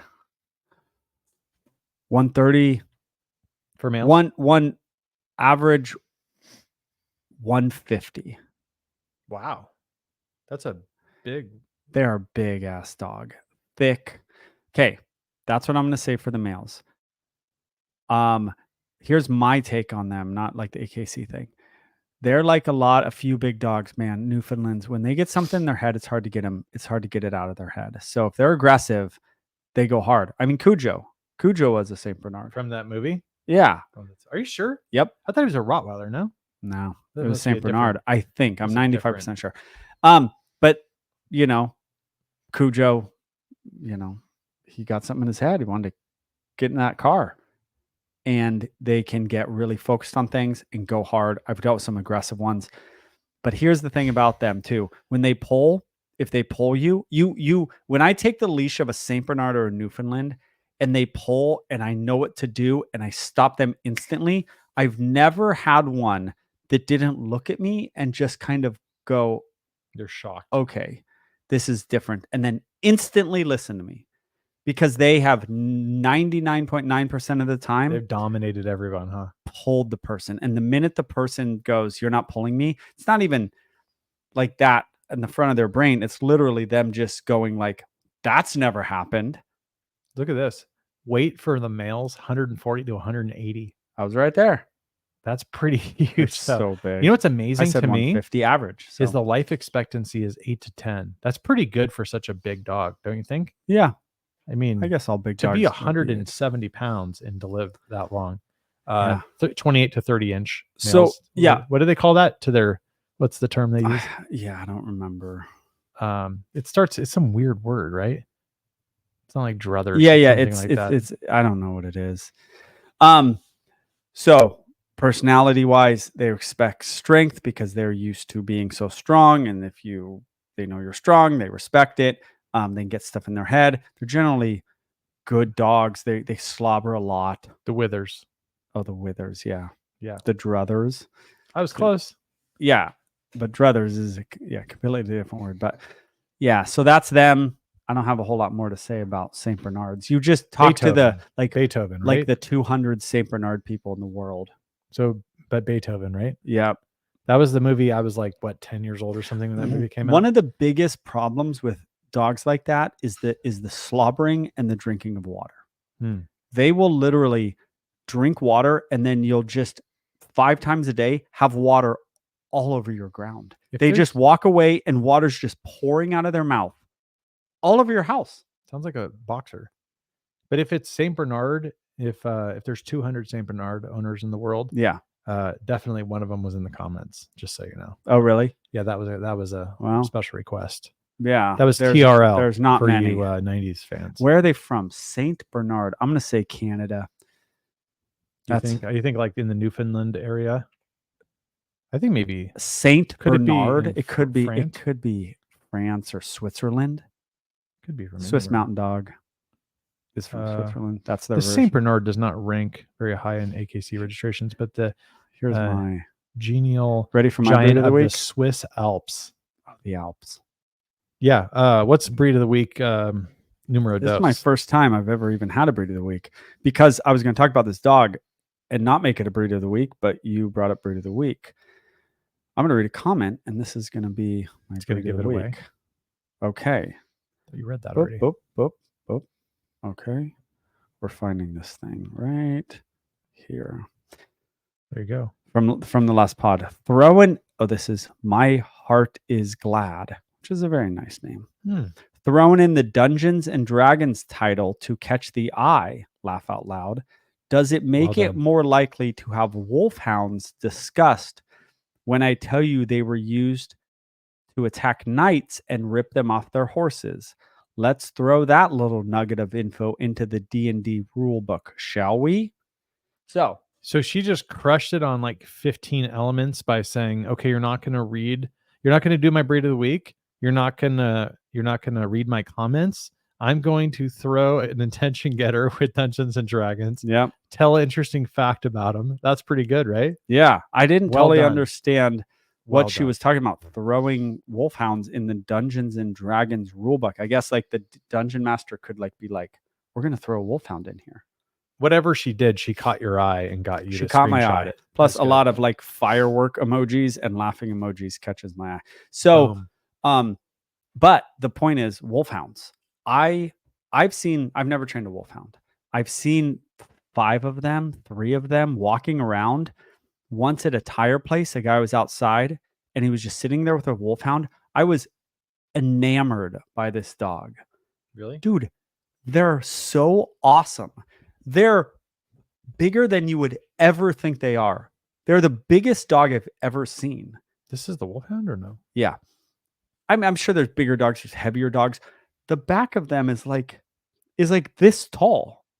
It's unbelievable. You're used to seeing Great Danes. Oh, that's a big Great Dane. Then you see this weird Saluki looking dog with hair. Saluki? Yeah, it's a Middle Eastern breed. Oh. This sort of gray. It's a greyhound. The wolfhound, my guess, would be a sight hound, just like the Saluki and the greyhound and the Borzoi. But then to see its back be this tall, and they're awesome. I love them. I wouldn't own one, but they're awesome. 6 to 8 year life expectancy. Yeah, that's not long. So I looked them up. I looked up the wolfhound for my breed of the week, and here's what caught my eye. Here's what it says. Oh gosh. Description. It says that some guy was talking about him, like some author, and he said the mastiffs and the bulldogs like have nothing on a wolfhound. Like somebody like 100 years ago, 200 years ago, like, or 300 during like war was like, wolfhounds are the gnarliest like fighters in the world. They almost look a bit like the face almost looks a bit like a Yorkie, the way the hair is going. Looks like the hair. They just look kind of funky looking, but it says here, once fearless, big game hunters capable of dispatching a wolf in single combat. Yeah. Wolfhounds today are the most serene and agreeable of companions. Oh, that's good. So here's what I caught my eye about the wolfhound. I went to history. Is this Wikipedia? Yeah. Okay. And here's all it's like a weird history. Like they stopped breeding them, and then some guy like 100, 200 years ago brought him back and kind of made his own wolfhound. He said that their aspect was mild. I don't know what aspect means. Disposition peaceful, and strength so great that in combat, the Mastiff or Bulldog was far from being an equal to them. So, I don't know. Caught my eye. Wolfhounds. Any wolfhound owners out there? Less than St. Bernard owners. Yeah. Anyway, I like them. Trying to see if you want my opinion on a random breed, they're awesome. All right, let's get into other things. What aspect meant. Yeah, it's old school writing. Yeah. It's like some author from 300 years ago. They wrote different back then. Okay, let's do this. What do you want to do? Comments. You want to get into it? Yeah. All right. How about this? Let's just get wild and zany from Loosey Goosey. Okay. Questions for you, Joel. Oh, let's skip that. Let's go to one for me. Oh, no, never mind. If you could bring a single extinct animal to life today, what would it be? 2, if you could pitch this extinct animal for a fight for survival against an animal alive today, what other animal would you choose? And then there's more, but I cut it off. So I got to pick the animal, then I got to have it fight another animal. Exactly. That same animal I picked. Yeah. All right. I saw this and I did think about this briefly. So I think it's very dangerous to play God, but it's fun. And so, but I'm not, but okay, you want me to really play God? I guess it's different. But my answer would be I'd bring back the thylacine, the Tasmanian wolf dog, right? Tasmanian wolf dog? Tasmanian devil. It was this crazy marsupial. Tasmanian devils are gone? Not Tasmanian devil. Tasmanian whatever it's called, the Tasmanian. It's a dog essentially in Tasmania. No, Tasmanian devils are around and they're cool. Yeah, they're on like. But yeah, they spin around in circles. And yeah, well, at least from what I see, create a tornado. So I would bring that dog back because if we brought that dog back, nothing would really change. If we brought back like woolly mammoths, like they would change the flow of rivers. And I had 2 ideas if I would bring back. Yeah. The first one is obvious, and I think you know which one it would be. If you could bring back any animal ever, and you actually could, and maybe you'd have to destroy it later, what would it be? Maybe like a saber-toothed tiger. Oh, no. For me, the most obvious would be a Tyrannosaurus Rex. Yeah, I don't like dinosaurs. Yeah, but to bring that back, I mean, cool. It's like bring back some like kind of hound. You're like, that's what you brought back. Yeah. You had all the work. Like, could you just imagine a T-Rex just like mashing through San Diego? I've seen Jurassic Park. It would be awesome. I don't know. I always thought, and I mean, if you were afraid, if you were fearful, you could do like a Brontosaurus or something, but still, how cool would that be? That would be cool. They're probably going to do it. That would be interesting. I'd bring that. And then my second was going to be woolly mammoth.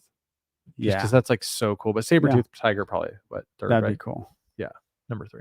And then I'm going to bring back the thylacine, the Tasmanian. Tasmanian wolf, I think, and it can't fight anybody. It's like weak. It's like a weak animal. So Tyrannosaurus Rex, who would it fight that it would not smash? It couldn't fight anybody. It would smash everyone, right? Yeah, they even an elephant. There's new thinking that T-Rex was like a total scavenger. Actually, do we know the size of Tyrannosaurus? No. T-Rex size. Well, they should know because of bones. So 40 feet. 40 feet in length, 12 feet in height. So it's actually a bit smaller than you'd think. Hey, you know all the bones in museums? They're not their actual bones. They're like composite? Yeah. Because they don't want to put them on display? I don't know.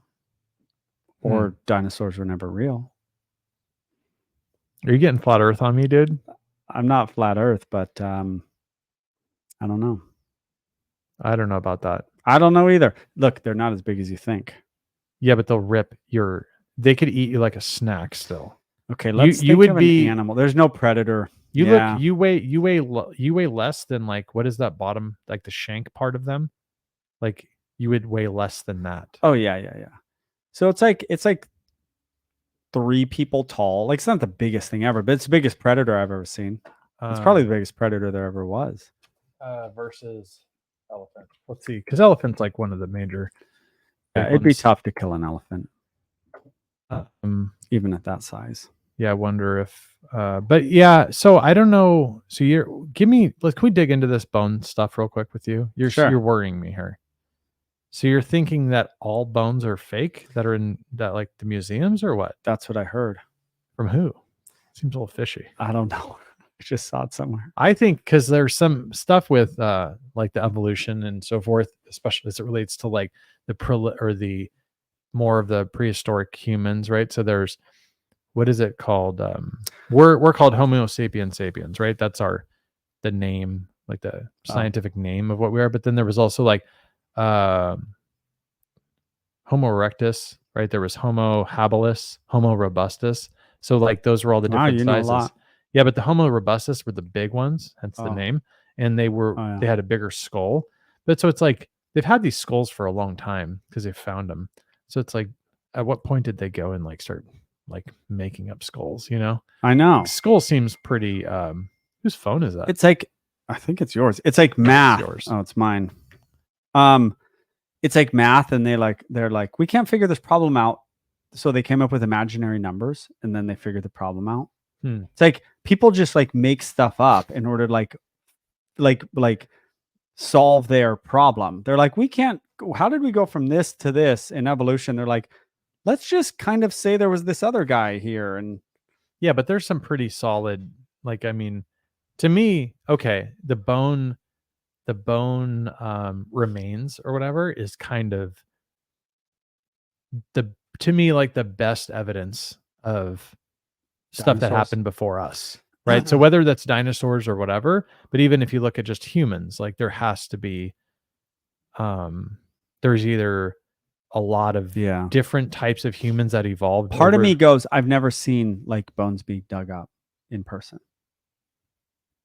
We just have to assume that like that's all on the up and up. But you have to think about it back in like the 20s and 30s, right? Like people were going and like Jones, like they were faking it. Like I know. Like they're out in they're out in Africa. Thing to fake. I think it's a very thankless. Maybe we should get some like archaeologists on here and be like, hey, give us the lowdown on. Archaeologists would say, I'm not talking to that crazy guy who doesn't think dinosaurs are real. You do think dinosaurs are real, right? I do. I'm playing devil's advocate, but I don't know if you are. But like, I think it's healthy to go through life and go like just because you've been told something your whole life, like, does not make it true. I disagree. Really? But I mean, I agree that it doesn't make it true, but I think you have to be logical. You have to agree with not basically a total everything. kook. You have to basically agree with everything to some degree, right? Because you just have to have a starting place somewhere. Because even still, you have to find out what is true and what's not true. Yeah. So then it's like, okay, what am I going to agree with? Like, I mean, I like the idea of looking at airplanes, right? When I think of airplanes, like to me, when I see a rocket, right? You see a rocket, it flies out, and you're kind of like, I don't really know what happened there, and I don't know for sure where it went. But when you start to think about a commercial airplane like a 747, like you're like, this thing's going in the air. Like I know it works because I fly to Hawaii, so I'm sure that this like it's a bit of a modern marvel, right? Yeah. So you have to think whoever was able to build this thing was pretty effing smart. Yes. Right. So I use that as a starting point. So then it's as I look, well, then another thing I think is interesting is about analyzing other people's beliefs. So there's a guy, he's a UFC fighter. His name's Bryce Mitchell. Right. And he is the guy from like Louisiana. Yeah. Alabama or something like that. Arkansas. I think he's from Arkansas. Yeah. He is 100% flat earther, talks about the firmament, and he has all this stuff. And I support his right to believe that for sure. But I also look at his other opinions and I'm like, okay, there's some things that have, being healthy. Okay. I'm with you on that. But other things I start to dig in and go, this is like, it's one conspiracy after the other. Yeah. Right. To where it's not like they just have that one thing that I never really believe that. Yeah. It's like, there's 100 things. I don't believe any of it. Yeah. So that's where I kind of push back. I know. I get it. I think it's probably pretty unhealthy at 20. Maybe it's unhealthy at my age, but like, I don't know. Well, I got 30 years left. Like, who cares? Yeah, a lot of it's not that important, so it doesn't really matter. But I think hopefully I have more than 30 years. I mean, I think the thing with that bothers me though is like the flat Earth thing is like not going away, kind of.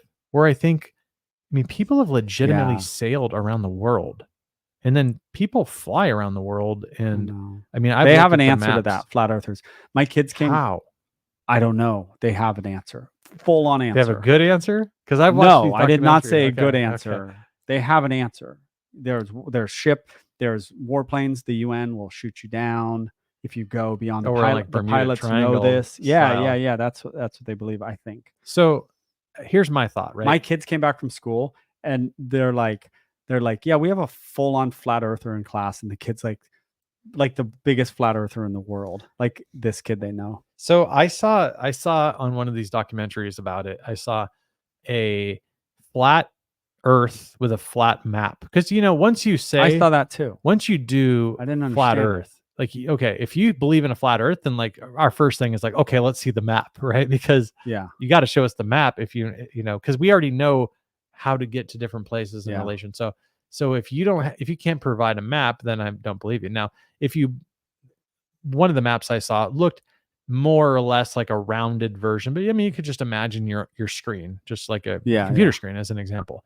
Now, basically my argument, I don't know, I have to argue this in 2023, but like the way that they had it, it was like, okay, the end of it was Thailand or something like that, like Southeast Asia kind of. So it's like, couldn't you just go from America to Thailand in an airplane? Could you just keep going?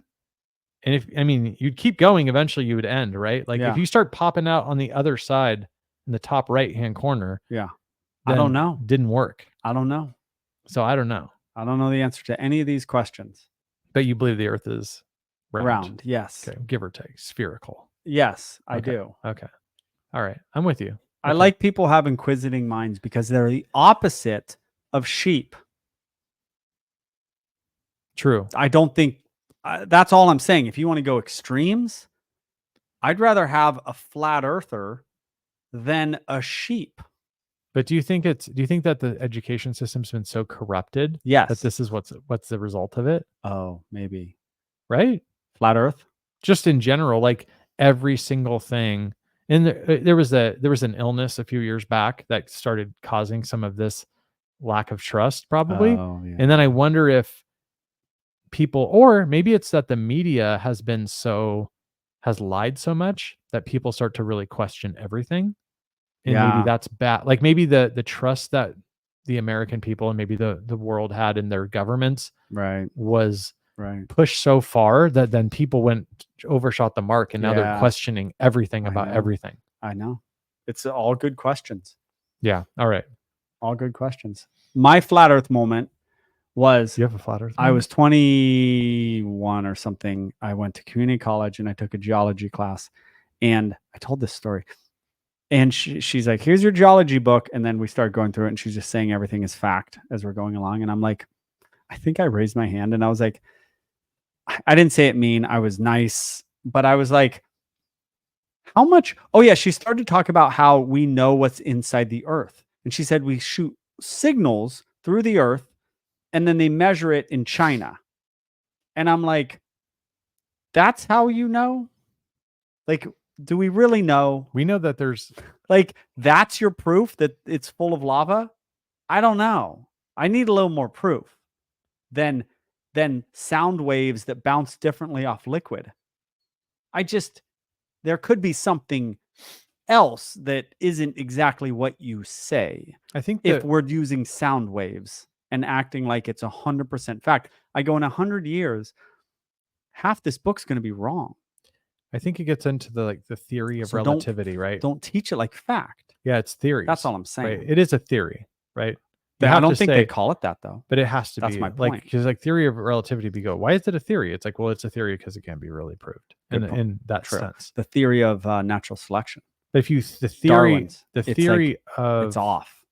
You don't believe in that? No, I believe in it. Like if you breed dogs, you can change them. They can become smaller or bigger. A lot of it doesn't make sense. I think it makes perfect And there's sense. a lot of laziness. Oh, the killer whale has an eye patch because the sea lion, when they bite a sea lion, the sea lion reaches back and tries to bite the eye patch and doesn't bite the killer whale's actual eye. How the hell do you? What they just made that stuff you up. just made that up. Yeah, like it's a good idea. The truth is, no one has any idea why a killer whale has a big white eye patch. I do. Why? So that it doesn't bite it. Okay. See, you have no idea. Yeah, it's the best explanation. My point is, people are just guessing all the time, and then we're supposed to just be like, I always thought that was their eyes for the longest time, though. So a loris, I think it's called a loris. It's got this super long index finger, and it goes in. It's like this long, like it's the weirdest animal ever, and it gets grubs out of the tree. Well, in order for him to get that long finger, there would have had to be a mutation. One little loryx guy was born with like a long finger. Then he got all fat and happy because his finger fit in the tree, and he got all fat, and all the chicks said, I want to date that guy. And then he had a bunch of babies. But then doesn't there have to be more genetic mutations to keep extending that finger? How he wasn't born with a finger this long. But you don't know. It could have been. And then so over time, there was another genetic mutation that made that finger a longer. The finger's literally this long. It's the most abnormal thing you've ever seen. Bring that guy up. But in your opinion, what's it called? It's probably not a lorax. That's from Dr. Seuss. That's not a long fingered, like it's like a marsupial, I think. Oh, we're so off on the name. A lorax? I can't think of it. Long finger animal. Marsupial? Yeah, I think it is. Yeah. Look at all the fingers are long, but look at that middle finger. Yeah. That's not even a good eye. Eye. Oh, maybe it's an eye. A lorax is from Dr. Seuss, guy. Okay. Come on. All right, bro. So anyway, where's this finger? Yeah, see that thing? Okay, it's not the single. Look at that though. I don't know. Here's the thing. It's a theory. Can I challenge you on this? Can I Yeah. bring my salt in on this? Yeah. You're a very reasonable person, and you change my opinion more than most. So a lot of what I'm going to say I got from my anthropology class 20 something years ago. Yes. So what I would tell you is everyone should believe in evolution. So if I'm not mistaken on the definition of evolution, it's the change of frequencies in a gene pool. Sounds right. Okay, so most people would agree that there are changes in frequency in the gene pool, in all gene pools. Yes. Right? Because otherwise we'd all look the same. Everything would be the exact same. So there is change. Every time we reproduce, we are changing the frequencies of the gene pool. Yes. Right? So there is that yes natural selection. There's the what is like sexual selection? Is that what they call it? Right. So there's just because it is just because it has the long finger doesn't mean it was like sexually selected, right? It could have been like, for instance, you could say there's also like genetic variation, right? We know this to be true in basketball players. Obviously, there's some people are 7 foot tall and some people are 3 feet tall, right? So, but you could also say for the idea of maybe giraffes or things like that, right? It's like they're like this idea of maybe they're stretching their neck. Well, it could also be that if there's a genetic variation, the ones that were able to reach the food, well, that's a weird picture. The ones that were able to reach the food up in the higher canopy or whatever ate, and the ones that couldn't reach it died. I know. So then you literally, the whole population is evolving. Yeah. Because all the ones that lacked a certain trait were wiped out because of that environment. So that's a hard thing to disagree with. There's so many extremes that it's like, how long would it take for these genetic mutations to pile up to get that neck of a giraffe? Yeah, but think about that finger that is that long. Let's say that. So let's say the average finger. It's all about genetic 4 mutations. inches. It's about these random things happening, and then that gene being passed, and then another random. Have you ever seen? It's kind of like if you put like monkeys and gave them guitars over the life of the world, they would play Beethoven. Yeah. I get it, but they really wouldn't. Yeah, they're not going to play Beethoven. No, but they would. That's what scientists will tell you. This is becoming if you an gave interesting monkeys conversation. You've heard this, right? Yeah. If you get, and then you gave them infinity, they would eventually be table. I get it, but they kind of wouldn't. Look at the finger. So let's just as an example, let's just say that this eye has fingers that are 4 inches long, and let's just say the other finger is 8. Let's just say as an example, right? Yeah. It doesn't necessarily have to have a female and a male mate that have that. Like, no, you could have had one of them. One of them could have had a 24-inch nail or finger. The other one could have had a 12-inch finger. Like, and then when it mated with the 12-inch with the other one at 4, it became 8. So it's like, and then those ones were able to get all the grubs, and then they started mating, and that kind of skewed everything. And so there's a ton of reasons why. There's like that survival element. You know what I'm saying? Yeah. But so I look at a lot of and then if you look at the anthropology side, is there ever is there a space to intellectually say they were made that way by God? Yeah, I think. Or are we just so enamored with these theories and this explanation that you're giving? Why isn't that also an argument? Why does that hold no water to many people? To what, the God part? Yeah. Well, I think the problem with the God part is that what you believe to be God and what I believe to be God is already different. Right? A creator. Anyone, any of us. So is it like the Judeo-Christian basic? Is that what we're going off of? Right. There's Islam. There's all these different religions. There's Buddhism. Right. So, but we all don't. There's a creation story, and there's history of the biblical stuff. But that doesn't necessarily, like, some of the stuff can still be true. They're not mutually exclusive. Like, there could be a higher power or a God without, and still have genetic variation and all these mutations that happen, because the mutations still happen. And the thing that I think the biggest thing is, they say that the Earth is roughly 13.8 billion years, but it could be maybe 14 billion, which is, we can't even fathom it. I know one of the exercises we did, and I'm sure you've seen this, about putting the entire history of the universe onto a calendar. And it was like, you know what I'm saying? Where would we fall, and where would the dinosaurs? I don't think the dinosaurs even arrived on the calendar, so to speak, until like December 16th. And then we would have been modern humans would have been like the last 5 minutes before the new year. Like, that's how short.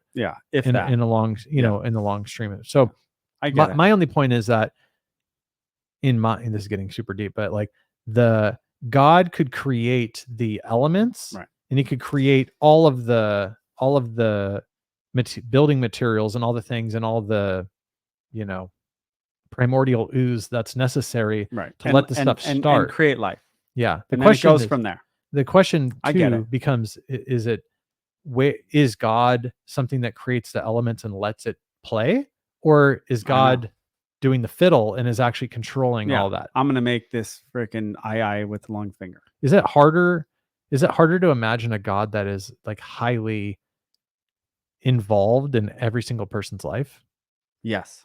It's harder for me to believe. Well, I don't want to get into it too much, but like, there's a personal relationship, but like, it's more like outcomes is what I'm thinking. Like, is he constantly getting involved? Like, Joel needs some more subscribers. You have free will.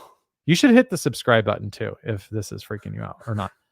But anyway, so that's my point. I don't want to spend too much time on the evolution piece, but none of it seems remotely bizarre to me. I think it takes a lot of conspiracy to think that, like, a lot of the skulls and stuff were not legit, and a lot of the bones that they found. I think it was more that the God story, the Christian story, could be true. Someone along the way could have said there were no dinosaurs, or they didn't know about dinosaurs, right? How would your average Catholic priest in 16 whatever that is, they would, how would they know about dinosaurs? They don't. So then all they have is the Bible to explain things. Then someone finds a dinosaur bone, it's huge, they're like, what is this? So that's where, I think I get it. I believe in stuff. So anyways, I believe that both can be true. We went off. That's what happens when you ask a question like, if you could bring back a single extinct animal. This one I thought was weird. Lisa Leon Then we're done. Dyrus. Lisa Leone? I don't know. Go ahead. My question for 15 years has always been, it's not in my nature DNA. Here we go again. All right. Nature DNA to be assertive. I can't change that anymore. Yeah, it's a problem. Then I can change my brown eyes to blue. Now, first of all, that's a horrible statement. It's not horrible. I can't change. Never Dude, say you can't. There are people, I've talked with you about, there are people who like, I cannot pump them up enough to be like super assertive. But you're right. It is two different things. Well, yeah, she's right. She cannot, because if she believes hard. she cannot. Oh, that's true. I can't change anymore. Then I can change my brown eyes to blue. I can be no nonsense, which to me, no nonsense is pretty assertive, which is why my children are successful. But that doesn't work for my rescue dogs. And then this person said, you can be assertive with persistence, perseverance, and self-discipline. Unlike the rest of the animal kingdom, us humans can reprogram ourselves. We have powerful minds by saying it's not in my nature DNA to be assertive. I didn't read this part. You're using the immeasurable power of your consciousness to program yourself to be limited. Yeah, it is. I have found it hard for people to bring their assertiveness or their, whatever she called it, up to a point that their dog needs. There's a physicality to it. You grab them, you grab the dog, sit them down. And some people are like, I can't do that. I think I've never been physical with anything in my life. But I think cultures, there's certain cultures, that are so tamped down in that way, it's hard for them to do it. But I think to this guy's point about the software, the program is like the Beckman dog training creates the program, just like a computer, remember back in the old day, you put the little 3.5 millimeter thing and you boot up the program. You don't remember this? No. Back in the day. Yeah, the discs. If you didn't have the disc, the program wouldn't work. It wasn't like you just download it on the internet, right? So you have this program to do whatever. Yeah. So you're giving them the program how to work with their dog. So it's kind of like you don't have to be dominant in every aspect of your life. You could start with the dog, start with a cat. That's why I always bring up, I'm like, have you ever fired anybody and had to be not forceful, but not you, but people. And then they're kind of like, I'm like, you got to bring that, no nonsense. The person you're firing is dangerous or something. If someone wanted to kill you, you got to leave. If someone wanted to kill you, would you let them kill you? Yeah, exactly. That's what you got to be like. Yeah. Lay down. Yeah, that's a good point. Right. So you do have it in you, right? So it's part of it's Everyone also does. part of self-defense, right? I think if you look at jiu-jitsu and stuff, people a lot of times are afraid of conflict, but part of it isn't a bad idea. If some really strong guy is 6'4", 250, and he's just jacked and he's wanting to rip your head off, you're not necessarily, you could be fearful, but you're not irrationally scared, right? You are rationally scared because you're looking at this guy. So as you start, but if you were to give them the program, which is maybe MMA, jiu-jitsu, things like that, you start to train them slowly.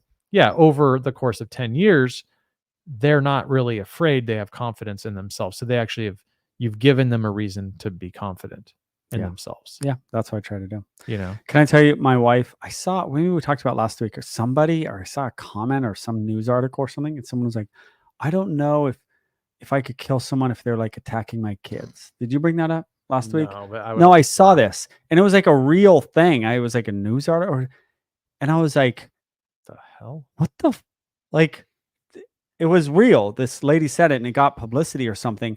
My wife said a year ago or something, or 10 years ago. She's like, she would dump you. My wife was like, I would murder somebody in cold blood. She described the most violent death to a human being that a person could think of. She's like, I would do that. And I would think not twice about it if someone was going to hurt. We had little kids at that time and it was very violent and it wasn't, she didn't describe people are it. going to listen to this, right? Yeah. But she was just it wouldn't matter to me. It would be so, I would do it and I would have zero. We had a 3-year-old, right? And it's not if somebody was oh, hey kids, stop it. She was if somebody was abducting or something yeah, she just got very no nonsense.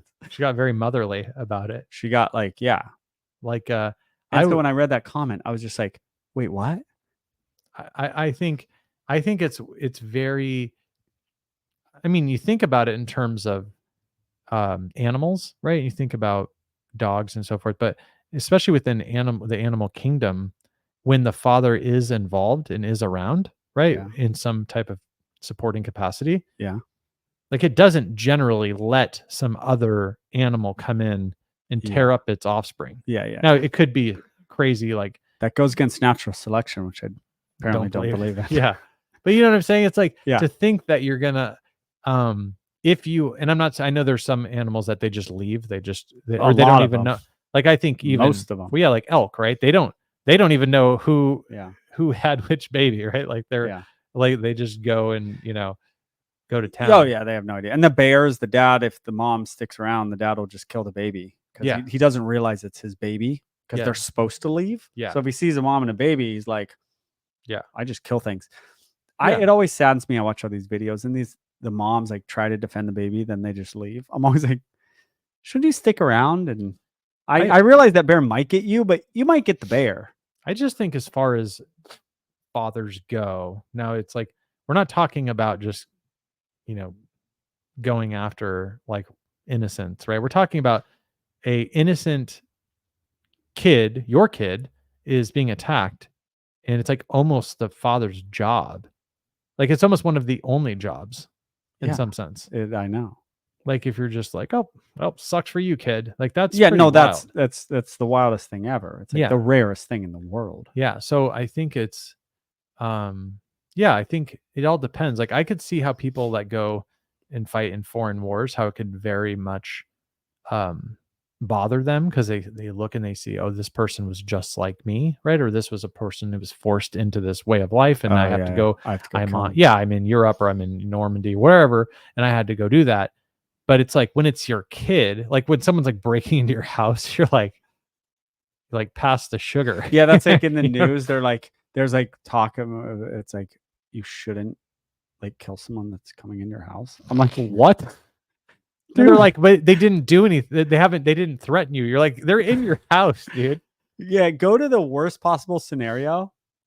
You got kids. You need to shoot them in the face. You got kids all around your house, like in every room, and you're like, yeah, I'm just gonna let some guy who breaks in my I'm gonna ask him to leave.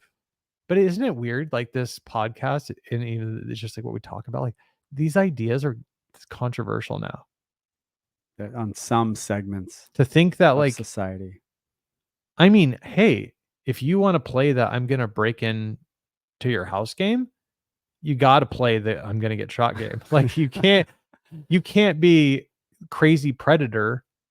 And then, someone also is like, oh no, this isn't going down. Then you're like, oh, hey, don't shoot me. I mean, you could try.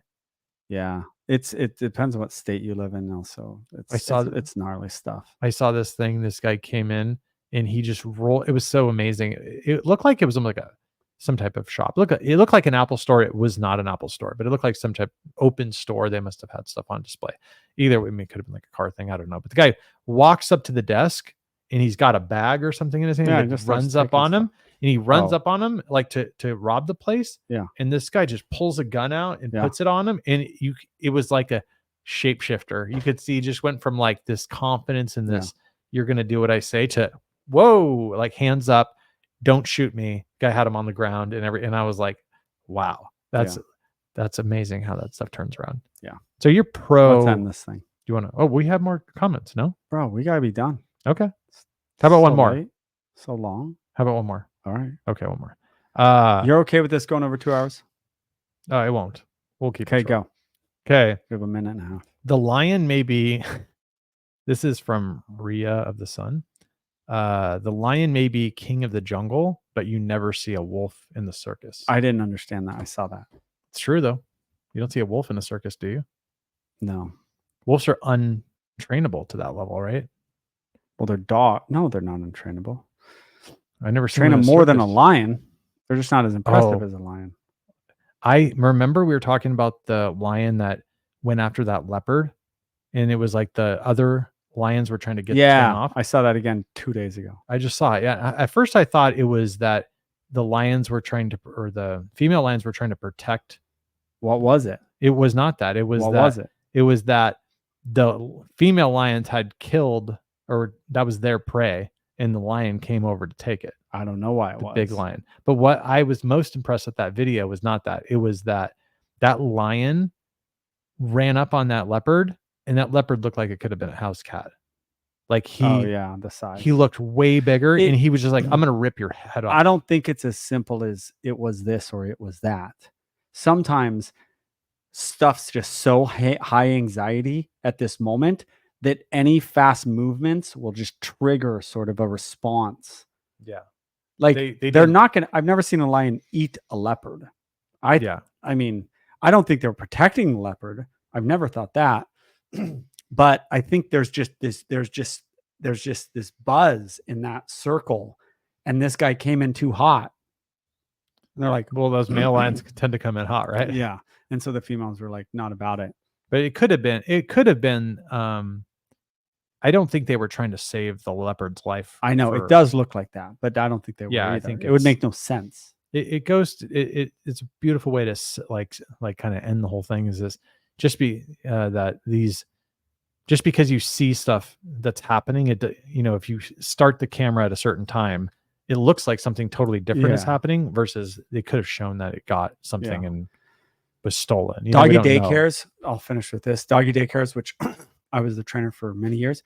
Fights will break out and all these things, and then other fights will just break out, and just 20 dogs will jump into the fight that had nothing. There's just this energy that just goes there, and it's just how it works. Like that's what I don't think there was a lot of rhyme or reason to that. Yeah, that's what I. It's like the bar, right? The bar just sets off and everyone starts fighting. Yeah. Same deal. Okay, good all stuff, man. That's it. All right, subscribe to the channel.